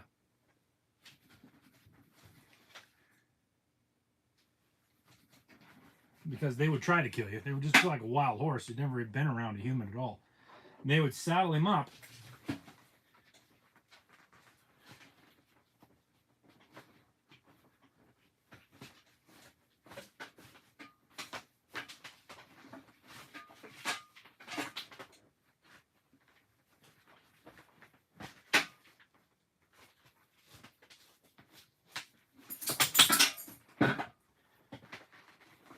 And they'd saddle up the horse, and then somebody get on there, and then somebody would pull the blindfold off.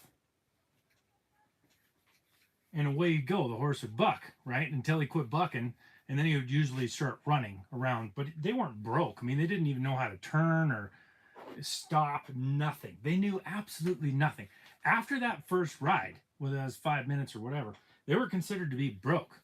So that was the horse that you got on in the morning to go out and move cows with. I can't imagine what that looked like, because I mean, you ride a horse that's never been broke, where there's no fences, they just run for 10 miles before you could ever get them stopped. I mean, I can't even imagine how you get them close to a cow to even rope something, but they did. And that's how what they would ride. And then there was some horses were way worse at bucking, or better, I guess, better or worse depending on how you look at it, at bucking. And they would call these horses the rough string. Now some people commented that, or was I talking about the Rough Riders, which is totally different. That was Teddy Roosevelt's group of cavalry people that rode up the San Juan Hill. The rough string rider, they would have one guy that was the rough string rider. They'd hire him to ride the bad horses. And the ones that people couldn't stay on, or they had a, they were either really good at bucking, like some of the bucking horses today, or they were like, they'd run across the corral and smack right into the corral, or they'd flip over backwards or stuff like that. And those horses, the guy that rode the rough string had to be I don't know why you'd ever wanted that job, because they say some of those guys that rode the rough string, they would literally they'd like lose sleep the night before if they knew they had to ride this one particular horse the next day, because they were so bad. Like, they'd have to tie the horse down for the guy to get on it. So he would like not drink very much, because he knew he couldn't get off to pee all day long. In fact, he'd have to just pee in the saddle, right down his leg, because if you ever got off out in the country, out in the prairie, you'd never get back on. And the horse would either take off and leave you there, but even if he didn't, there's no way he was ever letting you back on there without 6 guys and a whole bunch of rope and wild stuff. So back then, in that day, that was a completely, it didn't look like a bunch of people loping down the hill, unless, maybe at the end of the season it did. The end of the summer, by the time these guys had these horses rode down like crazy, probably did look like that. I can't imagine some of the springtime stuff, though, that, you got horses running away, and, you rope something on a horse that doesn't even know how to turn or stop. It's just going to take off. And these guys would just hang on until the horse got tired or something fell or whatever. So I oil my saddles about twice a year. So this is my spring. Whoops. And then in the fall, I'll do it again.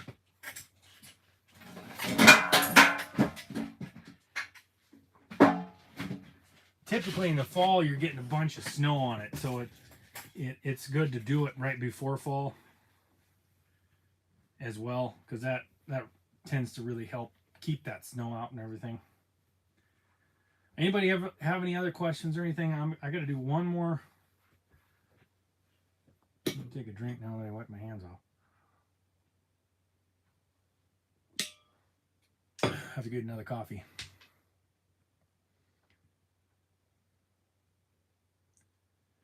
Yeah, so team roping is quite a bit different than what I do. I used to do team roping when I was a teenager to a young man in rodeos, and that is completely different. The saddle then you wrap your saddle with rubber, not mule hide. This is mule hide right here. When you're roping out on the prairie, you want to be able to let your rope slip around the horn. When you're team roping, you don't want it to slip. You want to wrap it on that thing and have it solid, because you need to turn and pull that steer with you at a pretty good clip, and you don't want your rope to slip. So this is built for roping out on the range, where you can kind of let some rope slip. I'll show you.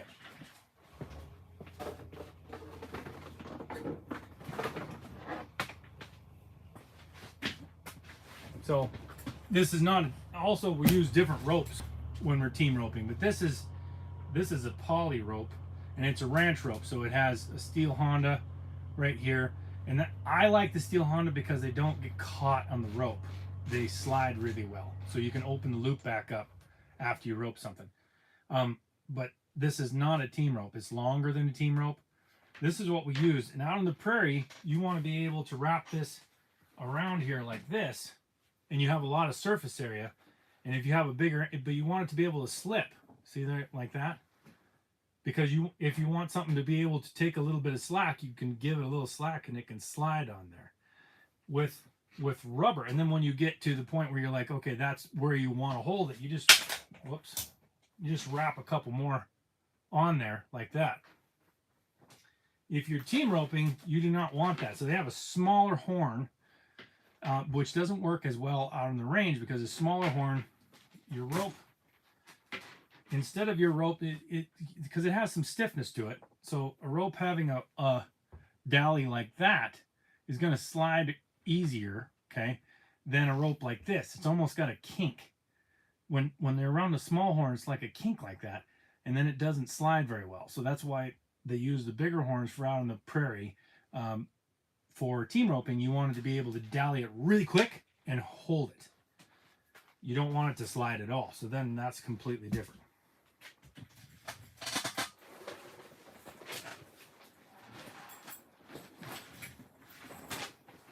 So I had these made. These are chinks. They put my logo on them. I think they did a really good job with my logo. I thought that's pretty cool. I'll have to try these out. I haven't ridden in them yet, and being new, new leather just doesn't do it for me. But so I gotta. You almost like to rub some dirt on it or something just to get it. Get it in the right condition to where it feels right. Speaking of that, my dad, when he was a kid, he bought a straw cowboy hat, and he didn't like that it looked new. He wanted to look old, like my hat, something like that. So he took it outside of the store and put it on the ground and stomped on it. Now a straw hat is not like this. This is a felt hat. And it just blew apart in a million pieces. Broke the thing right outside the store. So then he had to go in and buy another one.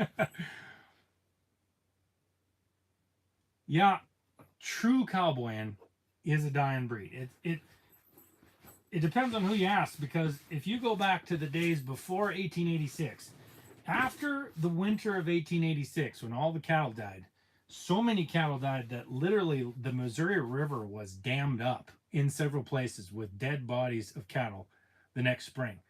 Like one, Stuart Granger lost like 6,000 head just in the river alone.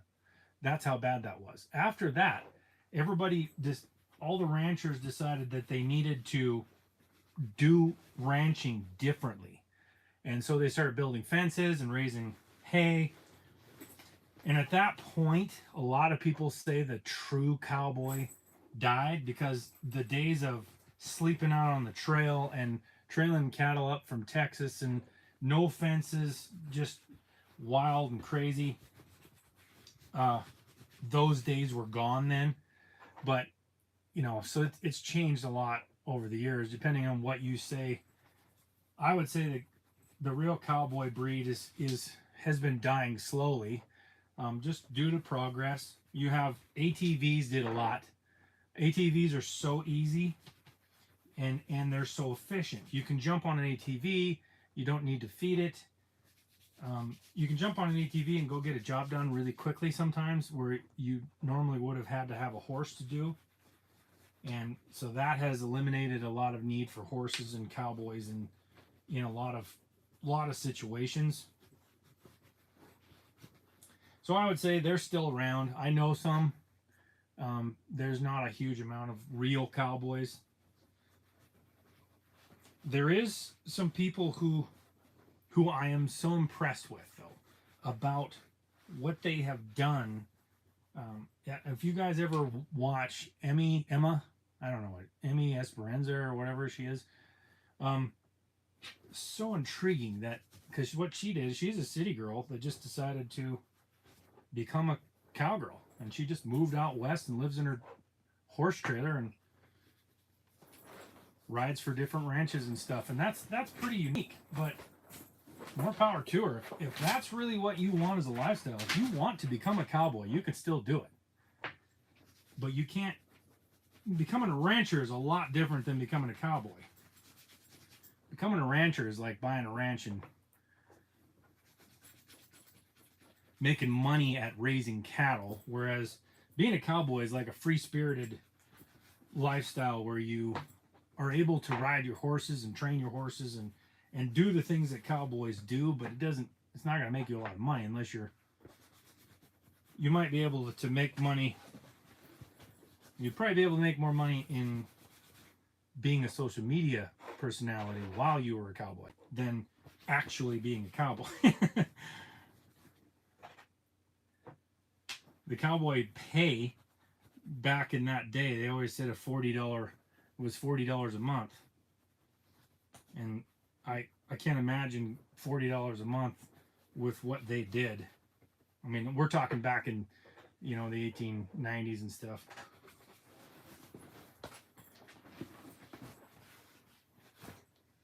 The cattle that they ran back then, now we're used to such tame cattle comparatively, because they ran the Texas Longhorns. Texas Longhorns were so spooky and high strung that they would get all riled up. And Teddy Blue talks about one time riding around a herd. They would have two guys riding around the herd while the rest of them slept. And he rode around the herd one way, and the other guy rode around the herd the other way, and they met. And they were just talking, and the other guy, they were just talking about how antsy the cattle were. And there was a herd of about 1,500 head of cattle, and the other guy flicked a match to light a cigarette, and flicking that match actually started a stampede. The cattle picked their heads up and took off. In the dead of night, there was some thunder and lightning going on, so I don't even know how the flicking the match would do it. Just seeing the match, I don't know. It didn't take much for those cows to start a stampede. And you took your life in your hands, riding over rough country, wide open, trying to turn 1,500 steers in the dark, running. Teddy Blue said his horse actually fell. You guys should, if you want to read some interesting stuff, he's pretty interesting. His horse actually got ahead of him and fell. And all he could see was this old cowboy that he had seen when he was 15 had gotten trampled by a stampede. And they found, other than the squishy red marks in the dirt, the only thing they found of his horse and him was a little piece of his pistol and a piece of shirt. And that's all he could think about, was laying there in front of that stampeding herd.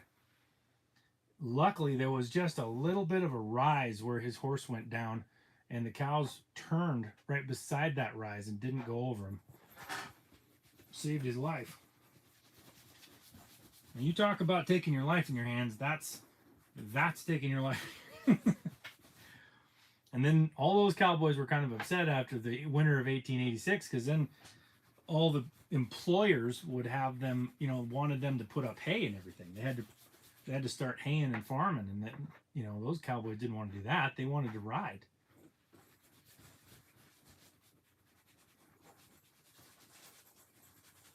There, almost done.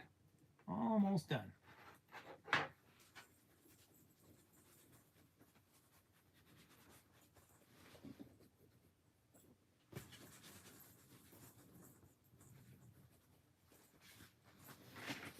All right.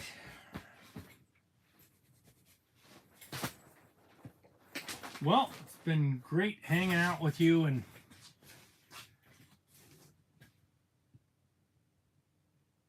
yeah. Somebody was saying how you can go broke looking for ranchers, and he still day rides. And day rides means people can hire you for the day as a riding cowboy, and they can pay you, and you help move cows, or you do some other things that cowboys do. Branding, usually don't pay for that, because usually they have more help than they need on branding day. Everybody wants to go help brand, so sometimes they need to tell people they can't come. So I just about used a whole one of that. It's a lot of leather. Anyway, when I was a teenager, not when I was a teenager, well, 19 or 20, I packed for an outfitter. So I was down here riding for ranches, and then irrigating and managing a horse leasing company. And then I would go up for 2 days. I'd go up to the Bob Marshall Wilderness, and I would pack in for an outfitter.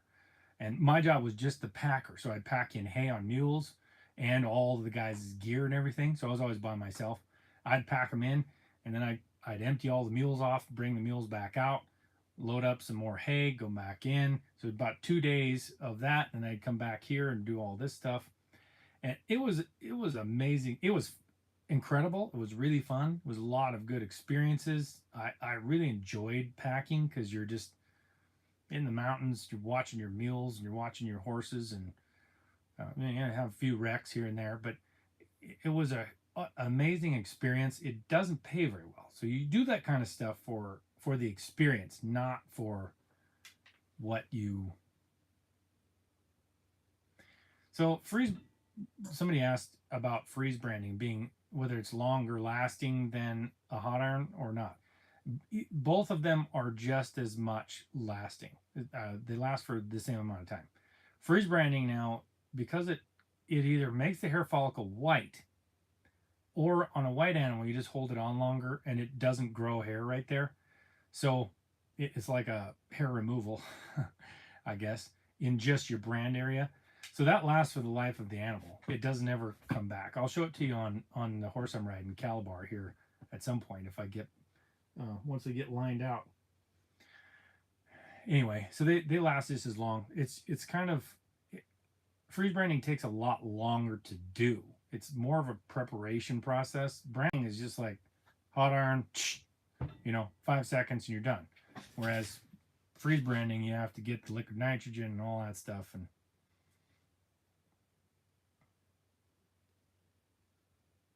yeah, I condition the whole saddle with this stuff.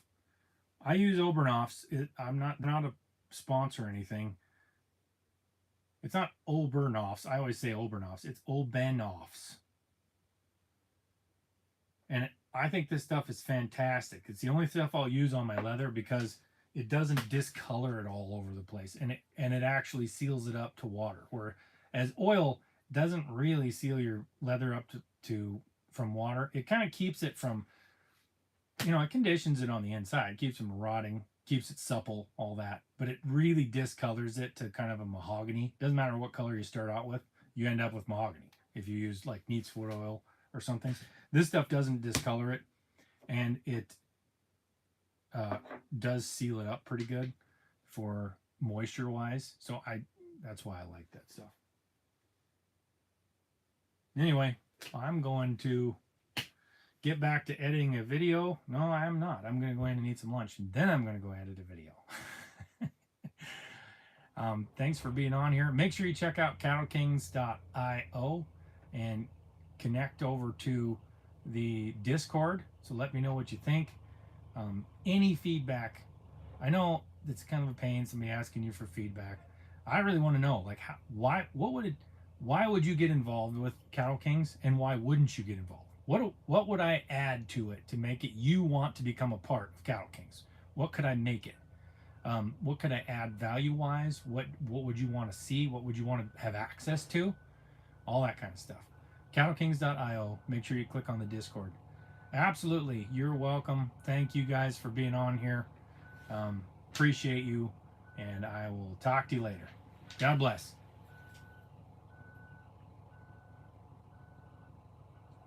I don't. I'm going to actually make some videos about the game to explain what it's going to be. So I appreciate that comment, because that's something I've been thinking about. I just got to the point right now where I made the card. So, all right. We'll see you later. I'll talk to you guys on Discord if you want to find me there on Cattle Kings. Talk to you later.